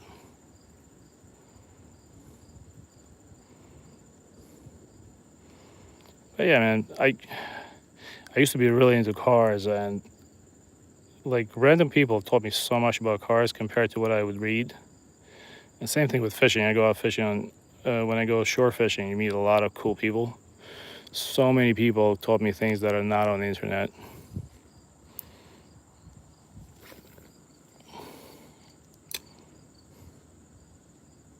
In Jersey, not many people fish. All right, let's let it drop. I'm gonna change spot, because last time I changed the spot, I got a fish.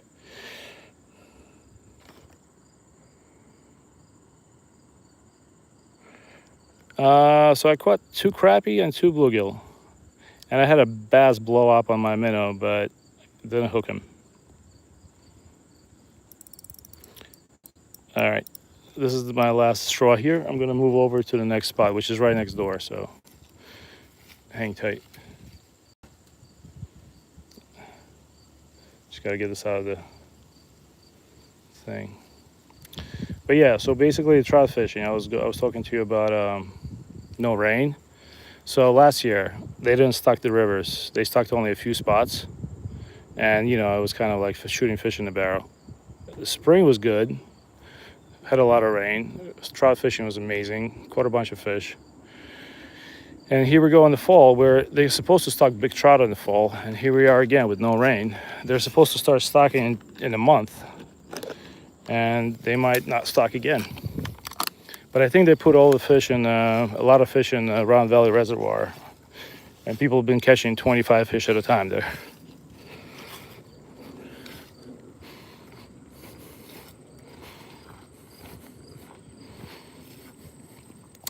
All right, this spot is decent. Let's try it. I've caught fish here. I haven't fished here in about a month, but let's try it. I'm not shooting for big fish here, but I know there's a ton of bass around.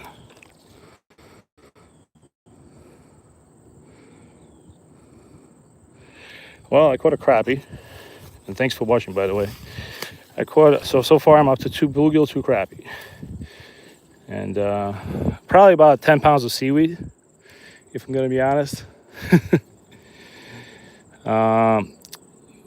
There's fish right at this weed line. I know because I've been catching them. Let's see, and I've been letting them go. Let's try it. But yeah, I would really like to watch like how does fish behave if there hasn't been rain in the reservoir for a month. Let's let it drop. I kind of, if I think about my catches here, I'd say I caught the fish mid-column, but I would definitely have to twitch it.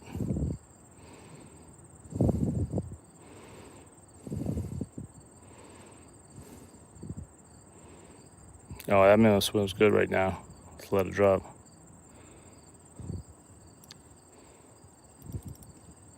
No, that's seaweed. Let's not. Wow, okay. I didn't want it to go behind me, so I was trying to stop it, but I guess I smacked it. But the minnow works here. It's probably the only thing that works here on days like this. That's why I'm using it.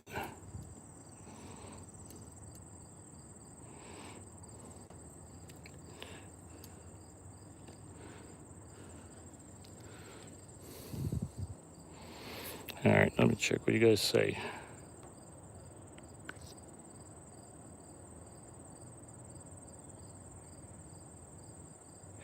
Do I have any beats? I don't have beats, but I have baits. I can try something.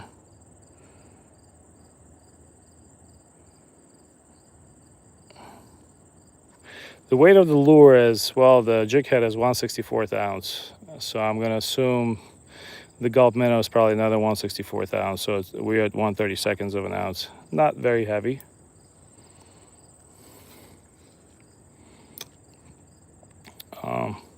Well, you're saying that a lot of people come to Florida. That's very true, because most of the people right now that we call them snowbirds, a lot of people come to Jersey May through September, October, and they, like snowbirds, they fly back to Florida. They have houses in all over the place. And New Yorkers and people from Connecticut, people from Jersey, they all fly out to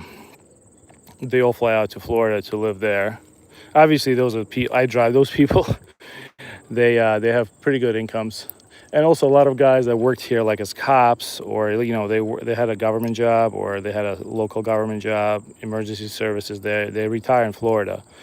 A lot of guys that work MTA, like the subway system in New York City, they all retire in Florida. So that's why you see so many people coming there during the winter. And they basically still have their younger family in Jersey, New York, and Connecticut. So they fly back to see them and stay with them during, it gets really hot in Florida during the summer. So they all fly back here. That's why you see so many of us. But obviously I don't do that. I don't think I'll be doing that, because I really just like Jersey and New York, because I like to fish.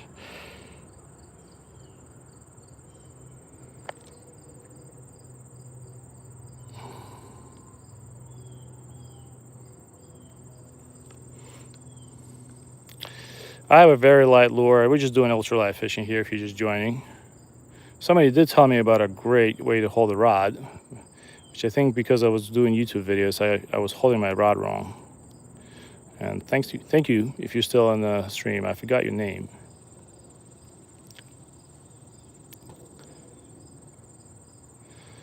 Yeah, I'm very new to YouTube. I realized that YouTube can be like a free storage space for my videos, and I've been uploading videos and kept keeping them private, but I started posting them publicly, I think in in May, as a driver, I had an accident. Some guy T-boned me. I had a lot of free time on my hands and not much income. So I was like, let me try YouTube.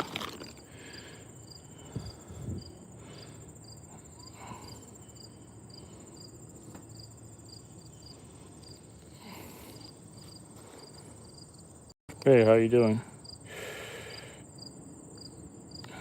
All right, should we cast far out and just let it drop? Let's try it.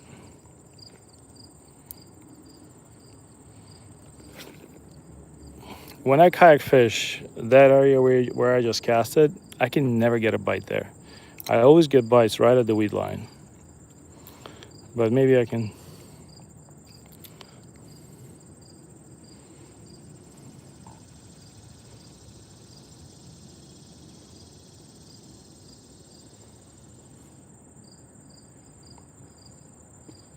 Fish. All right. Oh, that's a bluegill the way it's running, 1,000%. I'm gonna put my money on the bluegill, and he's in the weeds now. But we're gonna negotiate that. Come on out, bud.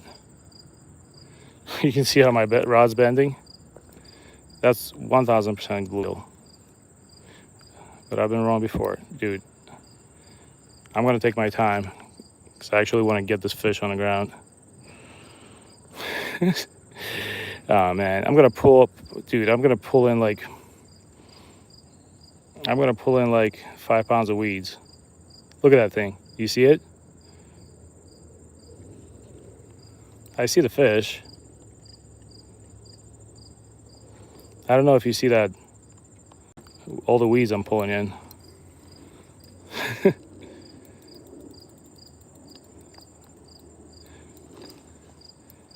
Wait, did he break me off and leave me in the weeds? Oh, that would be that's not nice, man. So he basically ran to the weeds. Oh man, that's funny.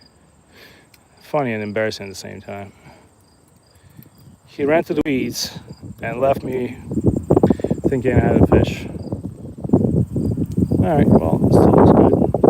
But yeah, I did that technique that you guys told me. I was keeping it on the bottom and twitching it.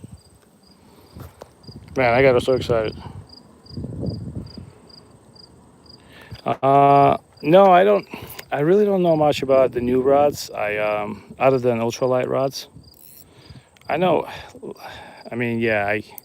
I don't want to say anything because I know more about saltwater rods because I've been mostly saltwater fishing, and I only ultralight fish. I know a lot about ultralight fishing, but like those medium heavy, medium light rods, I really don't use them, and I apologize. I don't have much info, but I would like check YouTube. I would not read reviews because a lot of the reviews are fake. Oh, that's a fish. Okay, this time I'm not getting broken off. I'm gonna land this guy. Hell no, we're not going to the weeds. You're not doing that to me again. Here he is. It's a big boy bluegill. There he is. Not exactly humongous, but pretty nice size. At least like I'd say close to 8 inches, maybe 7.5. All right, well, fish number 5. So we got 3 bluegills, 2 crappie. Thanks for those who stuck around. Let me see what you guys said. Hold on. Yeah, Lady K, I agree with you. Oh wait, do you have the Cast King Speed Demon? I've heard of that rod.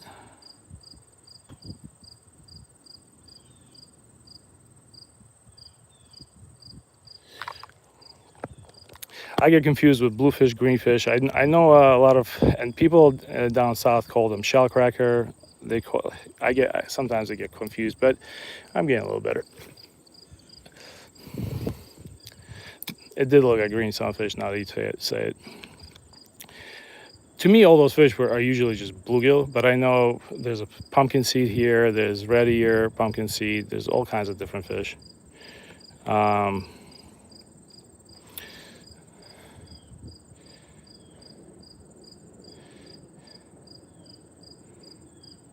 All right, let's twitch it and reel it. We get another one.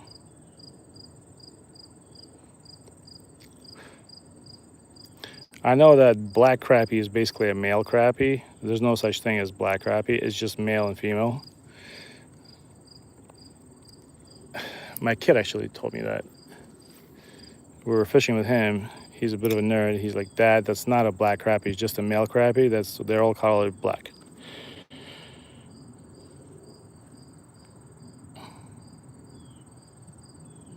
No, my finger's not swollen, man. It's just my genetics. I have very short fingers and big fists. Sorry, that's just how I am, man. Eastern European roots, you know, short fingers so we can dig out potatoes in the middle of winter. Gotta fish.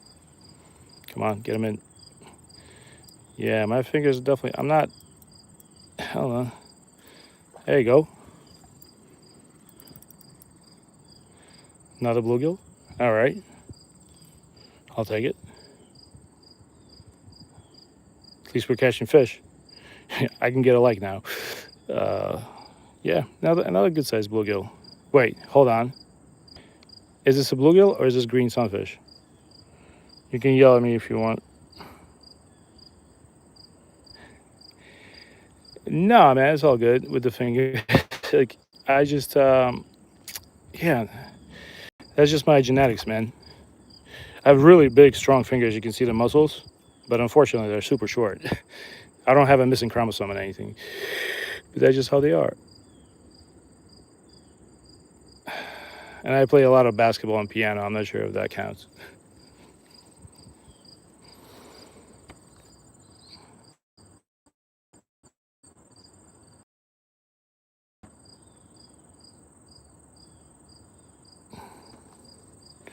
Yeah, man, if you start fishing, spend as much, the most important thing about starting fishing, especially if you got like attention span issues like me, just keep fishing, even if you don't catch a fish. And don't try to catch a bass when you first start. Catfish baits, you know what I use? A lot of people use liver. What I like to use is Costco hot dogs, and I let them sit out a little bit. Guys, I got another fish. We're on fire here. Oh, he got off.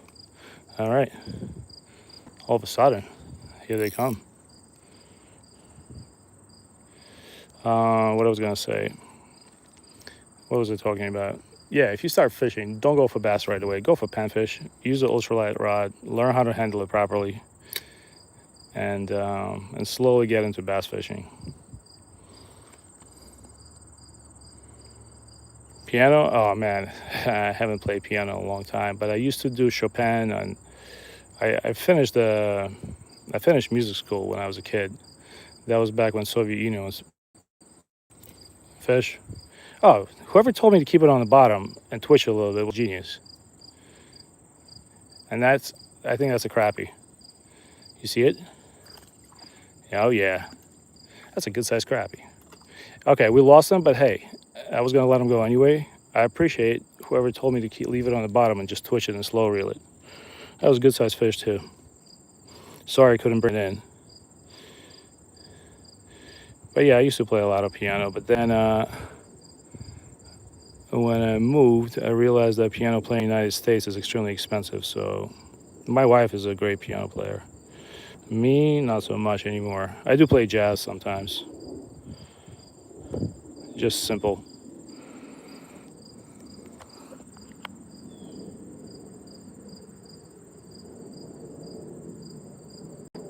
Thanks, Dimitro.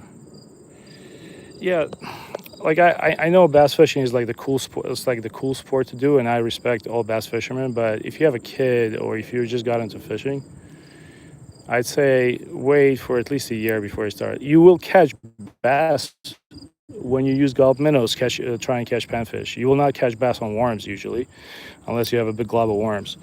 But if you use a gulp minnow, I catch bass all the time. Some days, sometimes I catch at least one bass each outing on gulp minnows.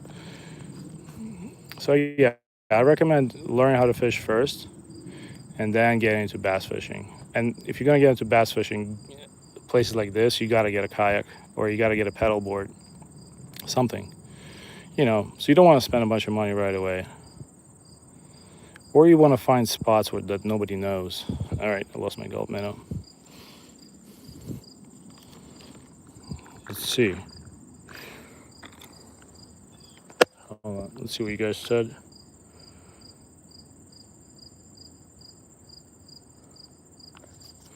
Nice. So artificial bait. I used to be a non-believer in it. I forgot how I came around using gulp minnow, but when I started using it, the difference between artificial bait catches and even worm catches were so significant that I never went back. There's something about the gulp minnow. If I'm not catching anything, if you twitch it, the fish just eats it. And I've used other baits like Strike King and everything, and Strike King works well too. But gulp products are really good. And that's why I kind of never went back to anything else. I appreciate whoever was the person that told me to keep it on the bottom and slow reel and double twitch it. Maybe it was 2 people. Today that technique is working great.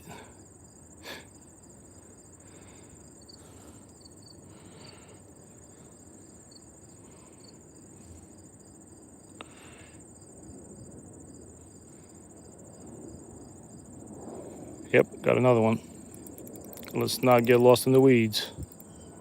He is in the weeds, but I think I still have... Oh my God, I'm gonna lose him in the weeds. I can see my fluorocarbon coming out already. All right. You see what I'm pulling up? Is there a fish in there anywhere? Maybe I got tricked again, but I definitely had a fish.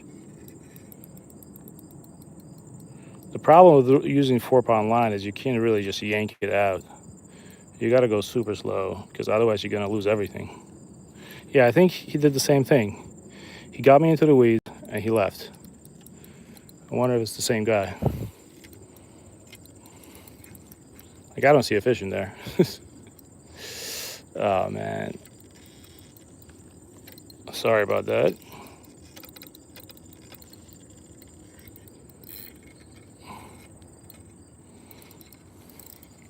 Don't want to break my line off. Ugh, let me grab it. Man, this is crazy. Ow. Now it's lodged in my hand. All right, so the technique of sinking it to the bottom, waiting for a little bit, and then jigging it is proven to be the right one today. I've been getting a lot of... Past 10 casts, I had at least 3.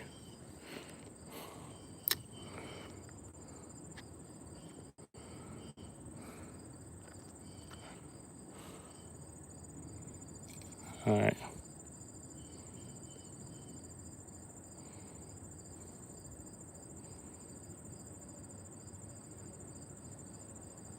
I cleared out so much seaweed here, I can come here tomorrow and just fish with no seaweed. Of course, I lost my gulp minnow.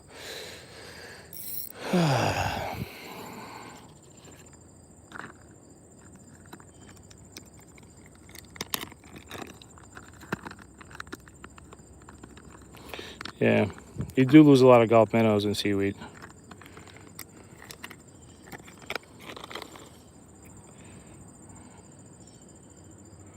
Thanks for the likes, guys. I appreciate it. I know the stream's not super hot today, but enjoy the scenery. Thanks, Anna Marie.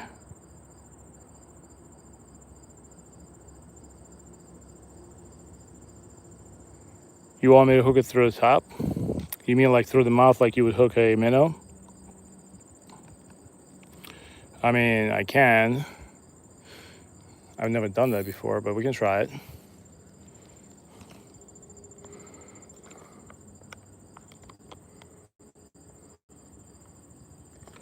Yeah, so believe it or not, I used to actually fish with 2-pound line on this rod. So I've never hooked a minnow like this, but somebody said to do it. I'm not sure if this is gonna work, but hey, let's try it. If it doesn't, for a couple of casts, I'll switch back to regular. I mean, I don't see why it wouldn't work. But like I said, we try everything today.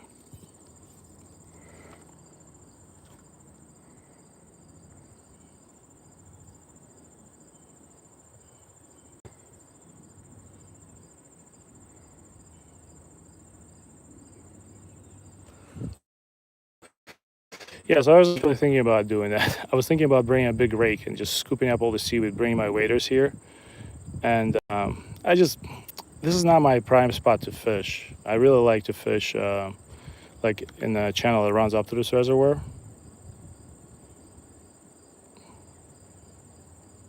What I was saying. But yeah, that's not. I thought about doing that a few times. I have quite a few spots I can fish that don't have seaweed. They just take longer to get to. I think next week I'm definitely putting a kayak in the water here.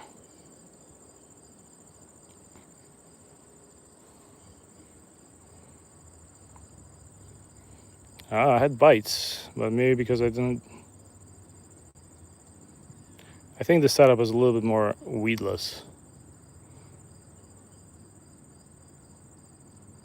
Fish. Oh, no. So this way method doesn't work because I had, at least for me at least, because I had a couple of bites and they were good and I couldn't hook a fish on. But I appreciate whoever said it. Hook it through the bottom.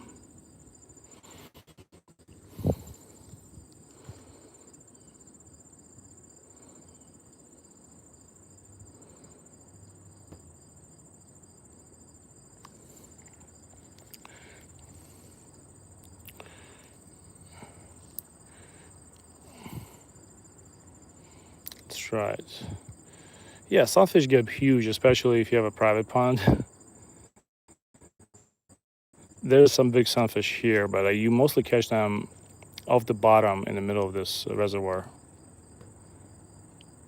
Yeah, that's what I'm doing now. I'm hopping off the bottom. I'm not even reeling right now. Just letting it drop. Had a couple of good bites there, right in that area. I think that was seaweed. Hold on, let me recast it. But yeah, trout magnet hooks are pretty good, but they're not as good as gamakatsu hooks. I wish there was a jig head with a gamakatsu hook. That was 1/64 ounce.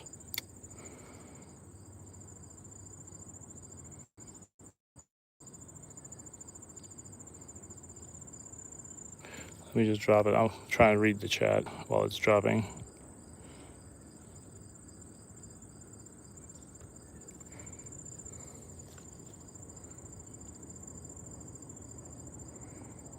What do you? So I'm Dimitrov. What do you catch? What do you used to catch in Spain? Yeah, G-man, I've been abroad a lot of times. I used to travel for work. Yeah, I've been around. But I just like United States so much nowadays, especially when I have kids. Like we're going up to, I know it's not abroad, but we're going up to Quebec, Canada soon. I really like that place, really nice people. But I've been around. I've been to Taiwan, I've been to Cambodia, South America. Been to Europe, Germany, Switzerland. Used to travel a lot. All right, I have a tangle somewhere. Hold on. I caught 6 or 7 fish so far. No, I've never been to Poland. I've been to Ukraine a lot. Hold on, I gotta work this tangle out. Sorry, guys. I've been to Ukraine, but a lot of my friends are Polish. I have a friend, Michal, who's a very good friend of mine. Yeah, there's a ton of Polish people in Jersey, a lot of Eastern Europeans.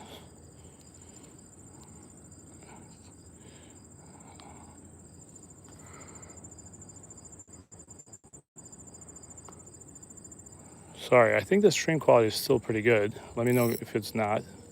All right, let's cast it out and catch a fish again so I'm not boring you. Ow.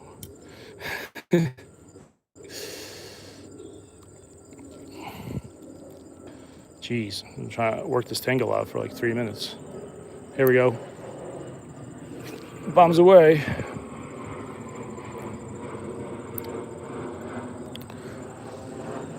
So, fun fact is we're actually fishing pretty close to Trump's Bedminster golf course. Not super close, but about 15 minutes. So if you hear helicopters, ooh, we got ourselves a fish. Oh, all right. Get him up here. No, don't do seaweed. Please don't do seaweed again. God damn it. Here we go. Just slid on the... Oh man, this is the problem with fishing. This is why I don't come to this lake that many times, because it's, you know, look at this thing. It's like quicksand. It didn't even touch it. As soon as it touched it, it's all over the place. Here he is. Okay, maybe I can get a light for this bluegill. Ah, man. Nice Jersey. Is that a bluegill or a sunfish? You tell me.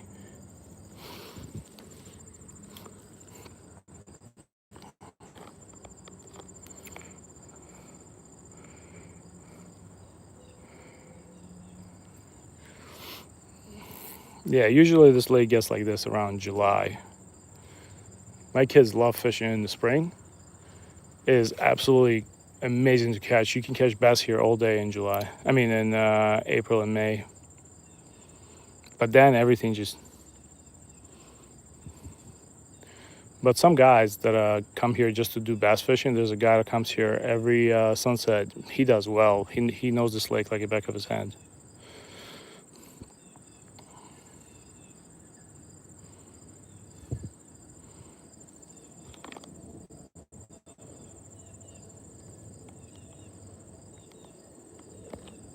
Yeah, fish do love to hang out in spots like these. All right. Well, this has been a pretty good spot for catching bluegills, though.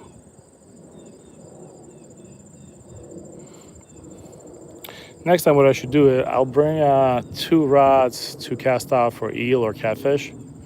Maybe it can be a little bit more entertaining. But tomorrow, I am definitely going to be heading out to the ocean to catch some bluefish, baby bluefish, like snapper fish. That probably is a crappie because that bit top water and it just came off.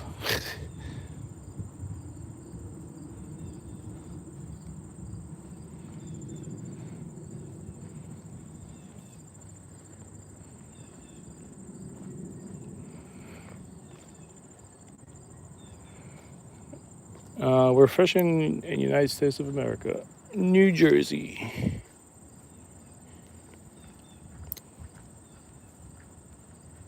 All right, let's let it drop.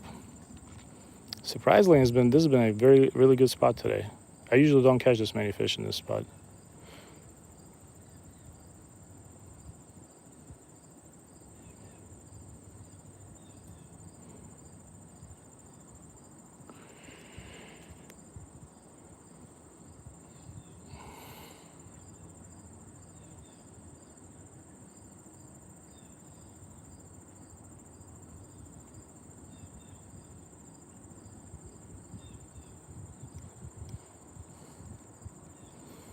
Ooh, I got 83 likes. Nice.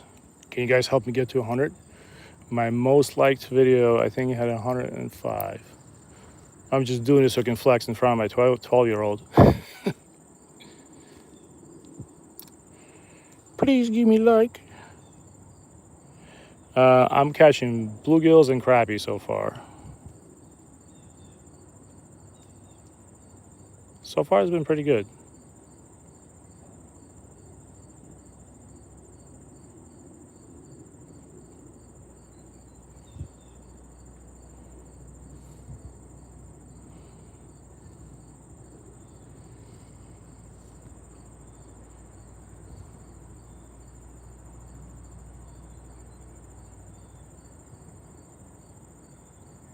All right, I might have to change up a spot soon, though. I think these guys are onto my business.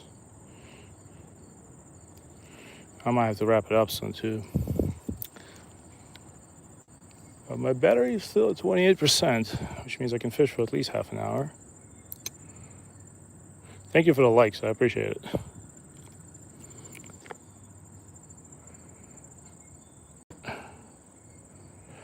By the way, guys, can you actually tell me, I really don't know this. I gotta watch some more streams. Is it true that if you double tap the screen of a streamer on YouTube to like their content?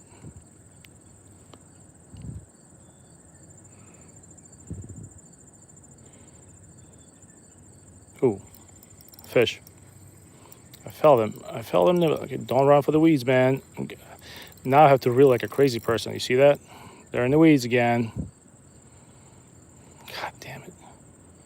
I've been doing this all... Oh, there he is. All right. Well, we got you.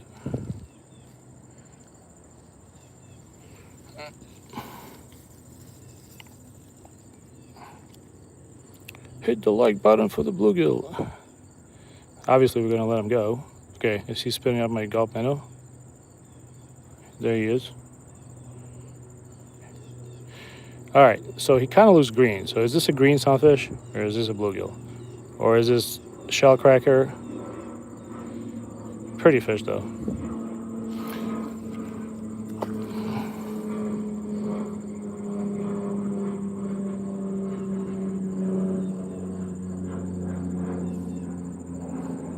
I'm not stopping the stream until I get 100 likes.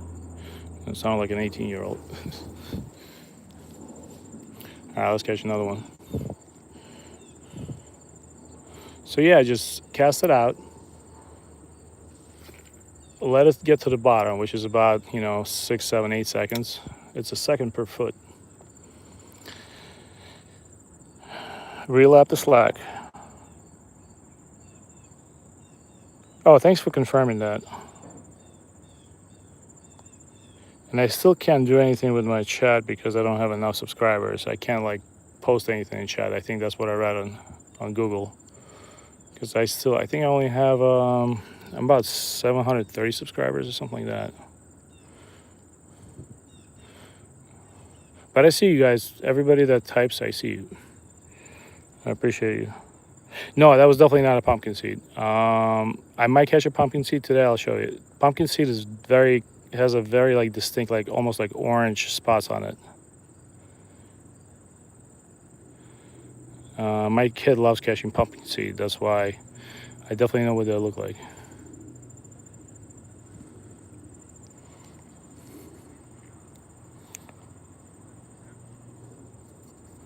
Wait, I have 808 subs. Nice.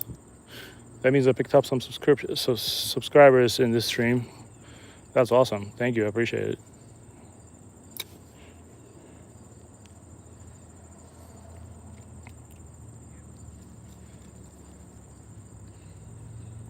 We wanted to show Sophie the turtles.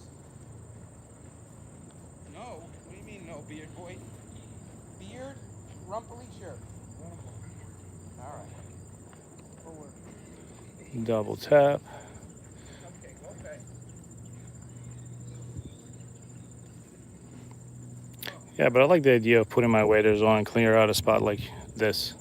Granted, that probably means that next time I come here, somebody's going to be fishing it. All right, let's do one more cast here and change the spot. I'm just going to walk down a couple of paces down.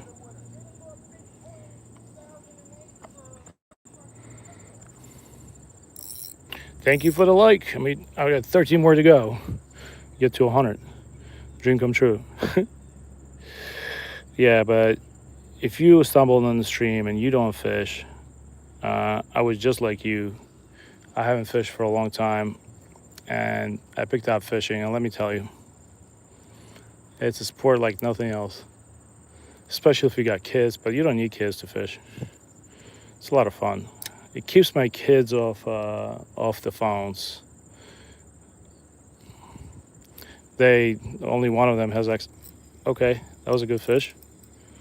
Let's get him in before he goes into the weeds and does the same thing everybody else does to me. All right, there he is. Wait. No, I thought it was wait, is that a bluegill? Yeah, all right. there he is. Okay, can I get a like for this one? Anyways, yeah. If you pick up fishing as a hobby, it's awesome. Like, to be honest with you, in the past 3 years, I started actively fishing. I dropped so much weight and I got in such good shape.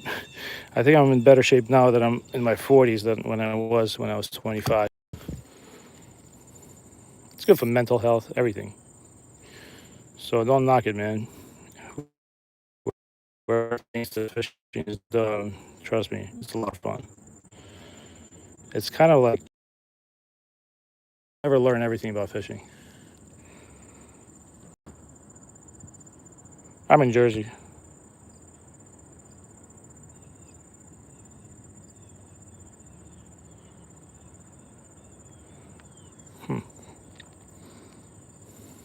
How you doing, newcomers to the stream? We're fishing out in Jersey. It's been pretty decent actually. I'm not gonna lie. It started to pick up. I caught about I think I have a fish. Nope, didn't. Um, we're fishing in Jersey. Started off a little slow, then picked up. I landed about 6, 7 bluegills at this spot, and I'm gonna keep fishing until it's completely dead. My minnow has seen better days, and it's either gonna get bitten off or I'm gonna have to change it.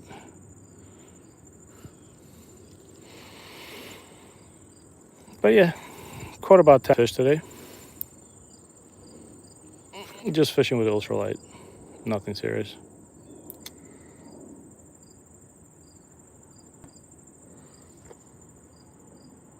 How you doing, Daniel? I'll let it drop. For some reason I was getting hits top water. Maybe I'm wrong. Something's playing with it.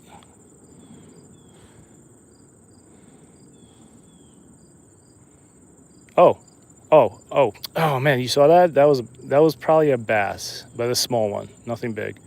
Because it bit it as soon as it dropped. And it's right there. Hold on, let me see if I can bring it back to him. Maybe he'll bite it again. Got stuck on seaweed.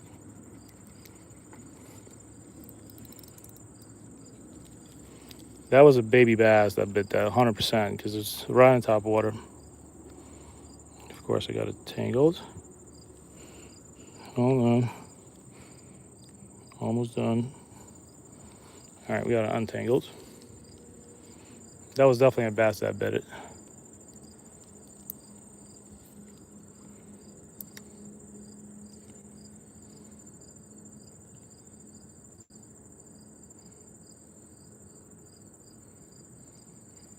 All right, I need to change my spot in my gulp minnow.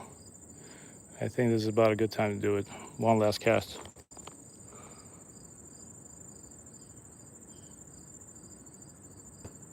Hey, Adam. Well, tell me how to hold my rod. I don't mind. Because a lot of different people have been teaching me a lot of different things. So, tell me how I should do it. Because somebody just told me to hold it between my middle finger and my ring finger.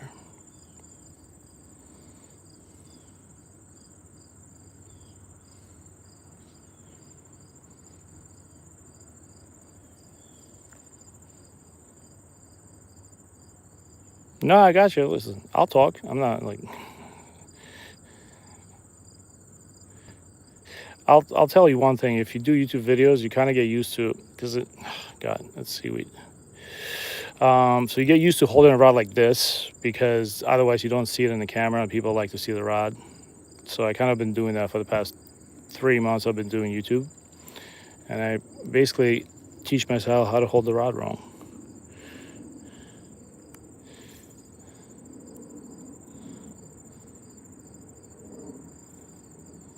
All right, here we go. Oh man, 92 likes. I'm eight away from my dream. Last cast here, and then we're changing spot. We're just gonna walk down like 30 seconds.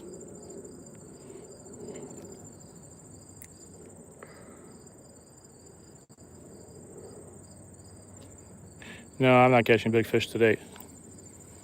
Is that a fish? Got excited.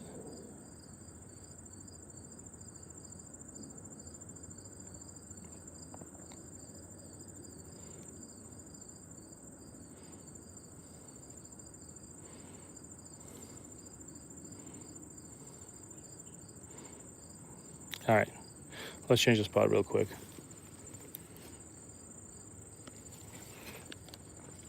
$94 likes. I'm 6 away. Oh man. I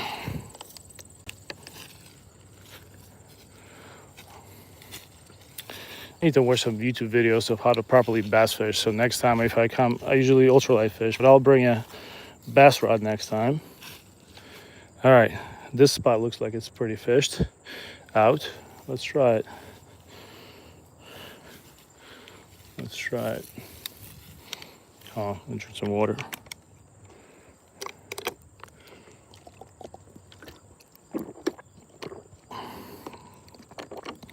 But yeah, tomorrow, if you guys want to join me to see what surf fishing is like on Jersey Shore, I'll be streaming 10:30 to 11 a.m. or earlier Eastern time. Probably the last time I'm going to surf fish for the next week.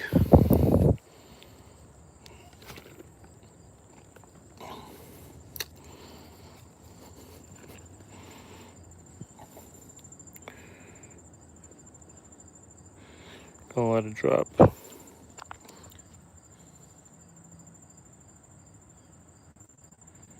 You think they can see me?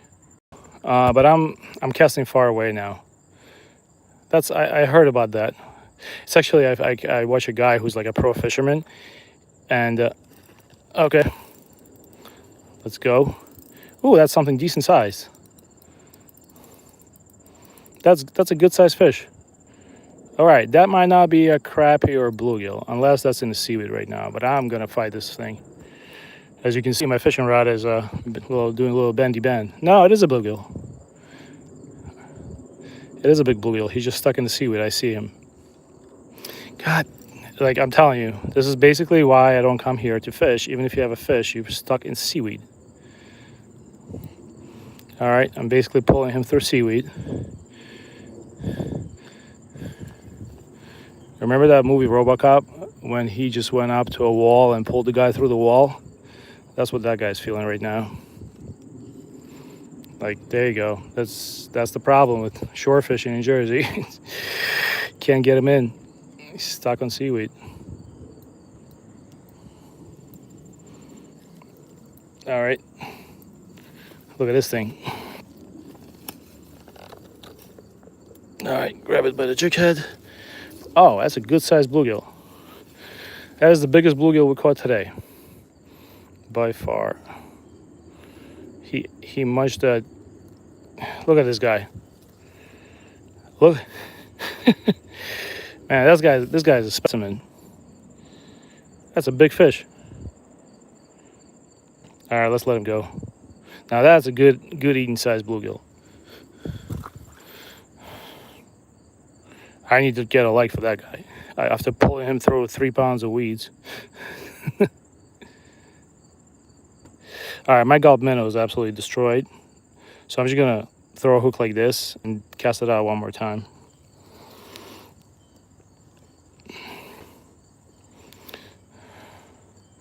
After I cast it, I'll read what you guys wrote.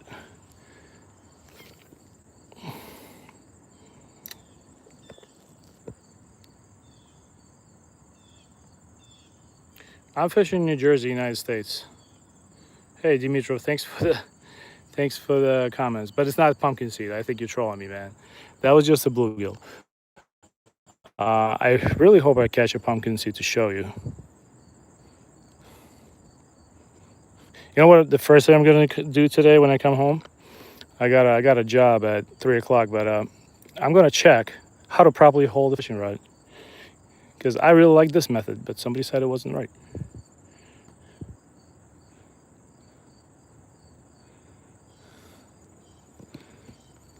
I don't know if that's a fish. I'm pretty sure that's a seaweed. Yeah. All right, let's re-rig the gulp minnow. So yeah, the bite picked up. The bite definitely picked up. Just gonna throw this guy in the back there. All right, what do you think about this, dude? Let's try him. If I was using 2 pound line, I'd be losing every fish today.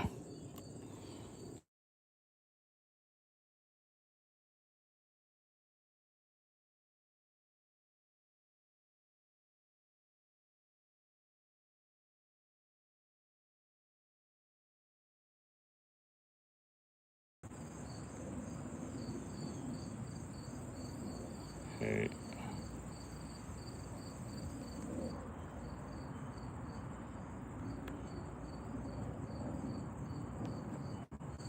All right, sorry about that. Do the phone call.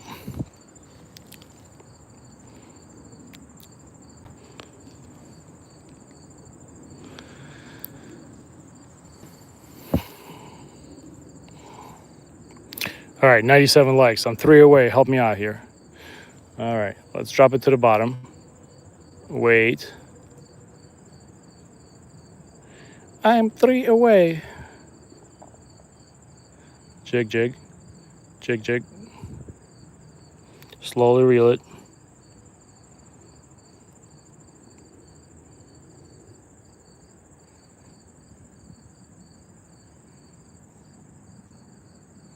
$99. Yes, I appreciate it. Dream come true, man. Here I am, 40 plus years old, asking for likes on the live stream. But thank you, I appreciate it. There might be a fish over there. I'm just gonna check it. You never know, that might be right next to the shore. But I do remember watching like a professional fishing guy who doesn't walk up to the bank in the spring because there's no vegetation, and he likes to stay at least like 10 feet away from the bank when he goes for fish. At first I thought that was crazy, but then he's a 10 times better fisherman than me. So I'm just gonna say you're probably right about fish seeing you.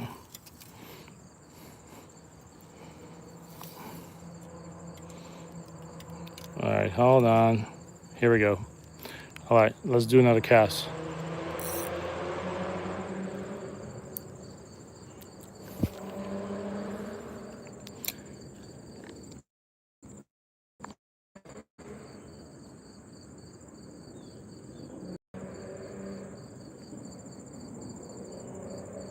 No, my finger's definitely not swollen. I'm telling you, I'm 1000% sure. Maybe it's the angle of my camera, but no, they're fine. But I appreciate it. I'm a former fireman medic. I think I know when I feel different, but yeah, that's just genetics. Some of us have really short fingers. A lot of my friends who are like Nordic, they have fingers that are like 3 times as long. But I did lose a lot of weight, so because of when I started fishing 3 years ago, so that might be another reason why. I don't think I have that much excess skin on my hands though. I didn't lose like 100 pounds. I think I lost about 40.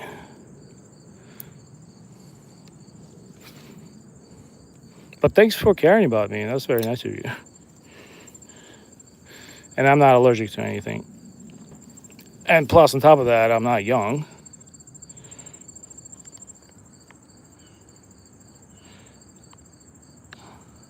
Tokyo rig. Let me print screen the screen, so I'll try the Tokyo rig.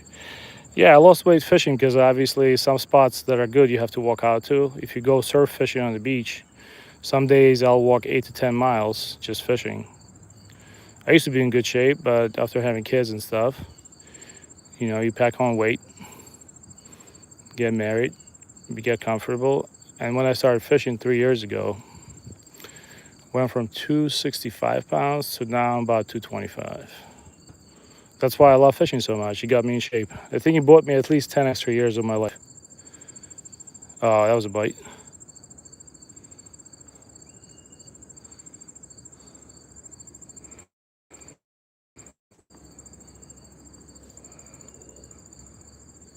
Steven, I fish for anything.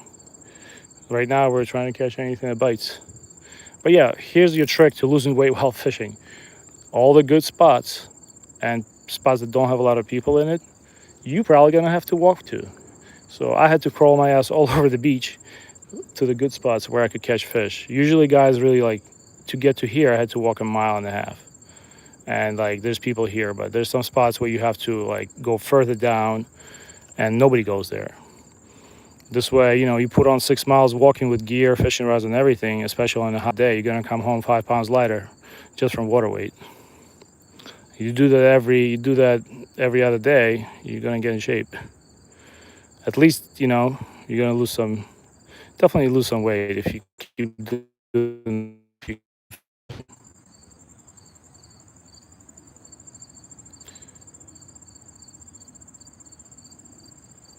Yeah, so whoever said to me between the middle finger and my ring finger, that was a great advice.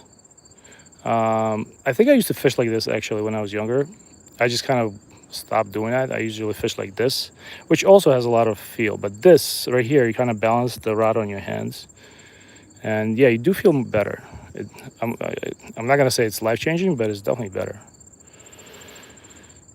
Yeah, surf fish. I became random friends with a guy that surf fishes, but he outfishes anybody. And I believe it or not, on a regular fishing trip, when he surf fishes for fluke, he showed me his iWatch. He will walk between 14 and 18 miles. Now that's a lot. That's 40,000 steps. And funny enough, that dude also lost a lot of weight.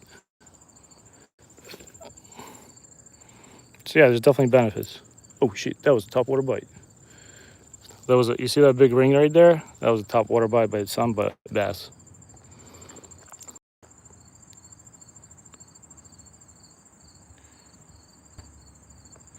Yeah, man. This is Steven. I'm just responding to you. Let's put it this way: anytime walking is probably the best exercise you can do for weight loss. So like I said, you want to find spots with fish. The further you go, oh fish, the less likely lost them. The less likely people are to go there. A lot of guys I used to fish with in college, they were like, "No, dude, I'm not going there. That's 2 miles in." We used to go trout fishing in the fall with my college buddies, and some of these guys were in their 20s. So I'll definitely double down on it that if you want to catch more fish, you got to go to spots where nobody wants to go to. That's too far, and you also lose some weight doing that, unless you're already in shape.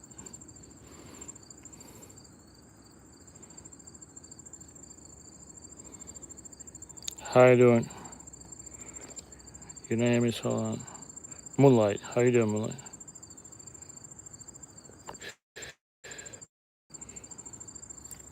Oop. Yeah, I like this way of holding the rod. I'm gonna do this from now on. Wow, I got 101 likes. Hey guys, I really appreciate it. I mean it. I know it's nothing to you, but it means a lot. That just means at least this is somewhat decent stream. I know we're not catching giant tuna, but I hope you're enjoying the view. I can probably stream for the next 10 minutes because I have a job. I work as a private driver. I have a job at 3.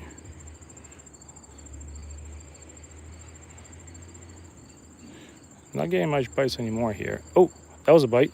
Hold on. Let it drop to the bottom. You know what I'm going to do? I'm going to cast a little bit to the left here. Oh, thanks, Void Outdoors. I appreciate it. Just to respond to Andirfa, we're fishing in New Jersey, United States. About an hour away from New York City. I know you can probably, it doesn't look like that, but yeah, we're about an hour away from New York City.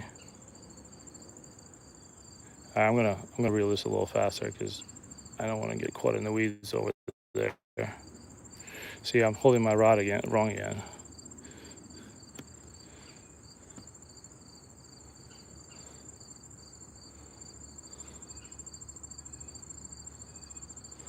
But yeah, fishing definitely the best sport. Let's call it a sport because a lot of people I know would argue it's sport. I'm gonna clean up this place a little bit. I see some wrappers. Let's see what people are. Oh wow, okay, Z-Man Finesse Shrooms. This is actually a really nice shroom head. I'm just picking up trash after people that were here fishing. All right, well, I guess it's really hard to clean up trash after yourself, but I just found this laying here. These are actually really good jig heads. I have them, Finesse Shrooms. You can use them with gulp minnows too. The only thing is they'll rip up gulp minnows because they have this like strange thing on the side, and that's why.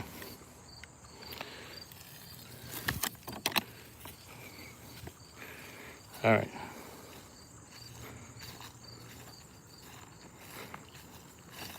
Thanks. I'll try to catch some big fish. I don't want it too big because I got 4-pound line, so nothing hurts more than getting broken off on the stream, especially. But I'm going to my last spot. I'm probably gonna fish for 10 more minutes. And thanks again, guys. I know I know I'm not catching big fish.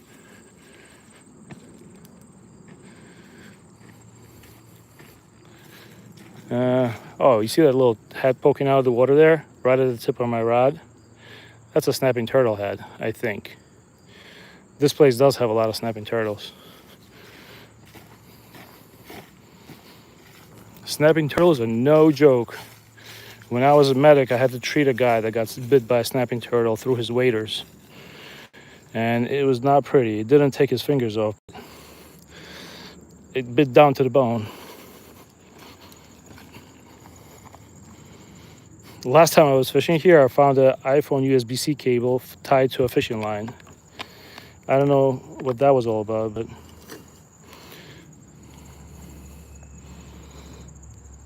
oh, thanks for the subscriber, Void.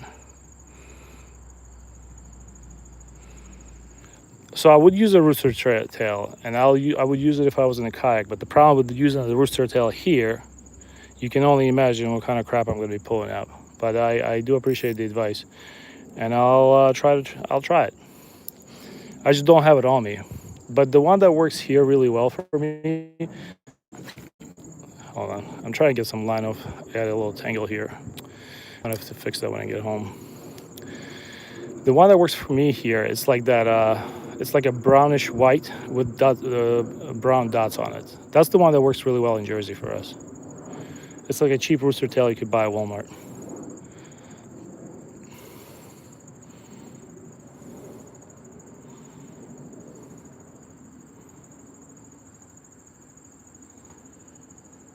Yeah, the snapping turtles are no joke.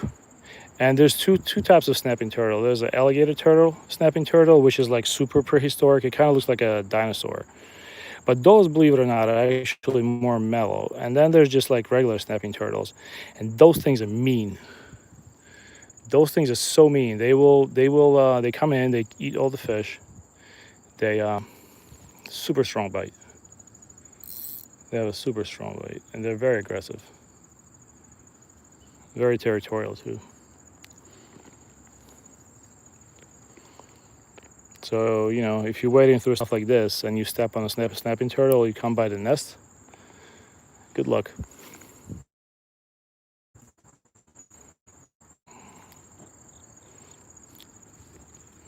I have a bit of a nest here myself. Well, I guess we're gonna end the stream anyway. I'm gonna have to go home and fix the line. But I appreciate the likes. Thank you so much, and thanks for sticking around.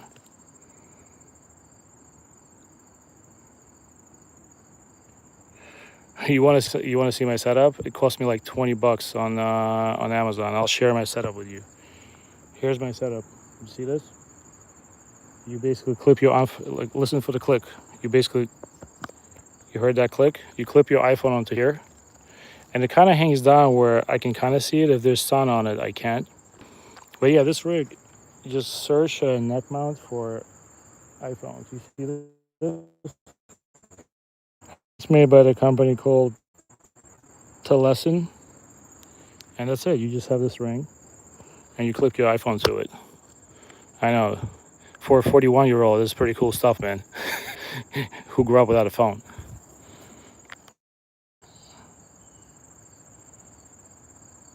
I'll try to catch a bluegill. Hold on. Let's see if we can get one. That's probably seaweed. I don't think that's a fish. Yeah, that's definitely seaweed. Hope it doesn't break me off. Jeez.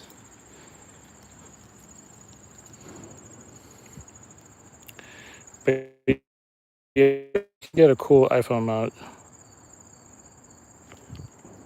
for your neck. And you can do cool live streams like these. Hopefully you catch more fish than me. But yeah, highly recommend going fishing. If you haven't fished before, no problem. You can pop in even with a $20 rod, you can have fun.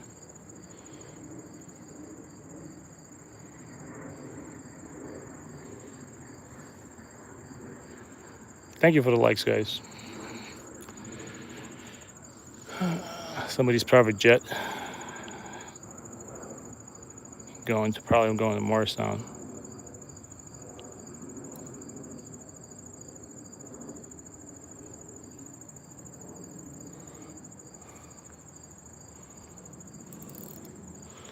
All right.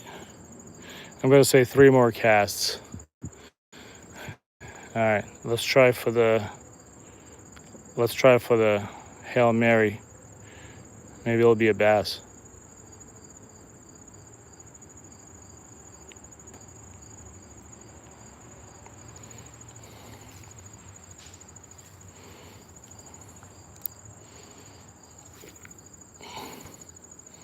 I'm going to have to redo my line on this rod when I come home. Just going to let it sink.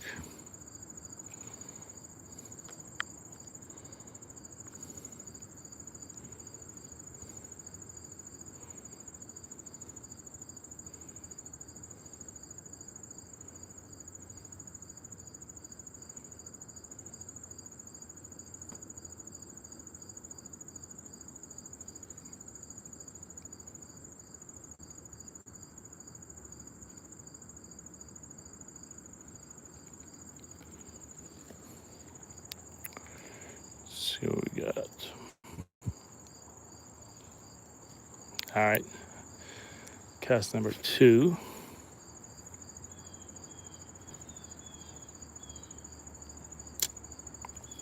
Yeah, you can see I have line wrapping around my reel a little bit, and you have this bird nest. Thankfully, it happened at the end of the stream, so I don't have to deal with this. Fish. Ah, come on. Came off. All right, let's do it again.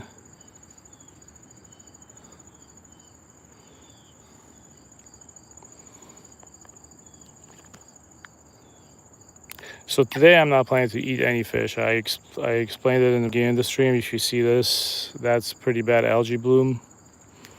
And algae is toxic, and I'm not planning to eat it. That's why I haven't been keeping fish from this place.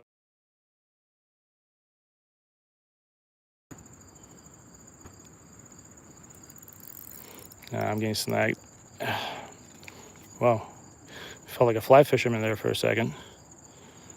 Yeah, so I'm not planning to eat the fish because there's a high chance, see this algae crap? A lot of birds die from eating fish from this place. We found a bunch of dead birds down that way where they catch the small fish and eat it. So not planning to play around with that. Hey, once again, guys, thanks for joining me during the stream. This was my last cast. I lost my line is kind of wrapped around, so I can't cast further. And I just keep getting snagged in the seaweed. We're gonna end it at that. Thanks for watching the stream. Thanks for the comments. Thanks for the likes, and I appreciate your discussion. And thanks for the tips how to fish. I appreciate it always. And if you haven't fished before, go out there and try it. Fishing is awesome, and anybody can fish. Have a good one, guys. And yeah, Ronio's Adventure. Maybe I'll see you tomorrow. You never know. Have a good day, man.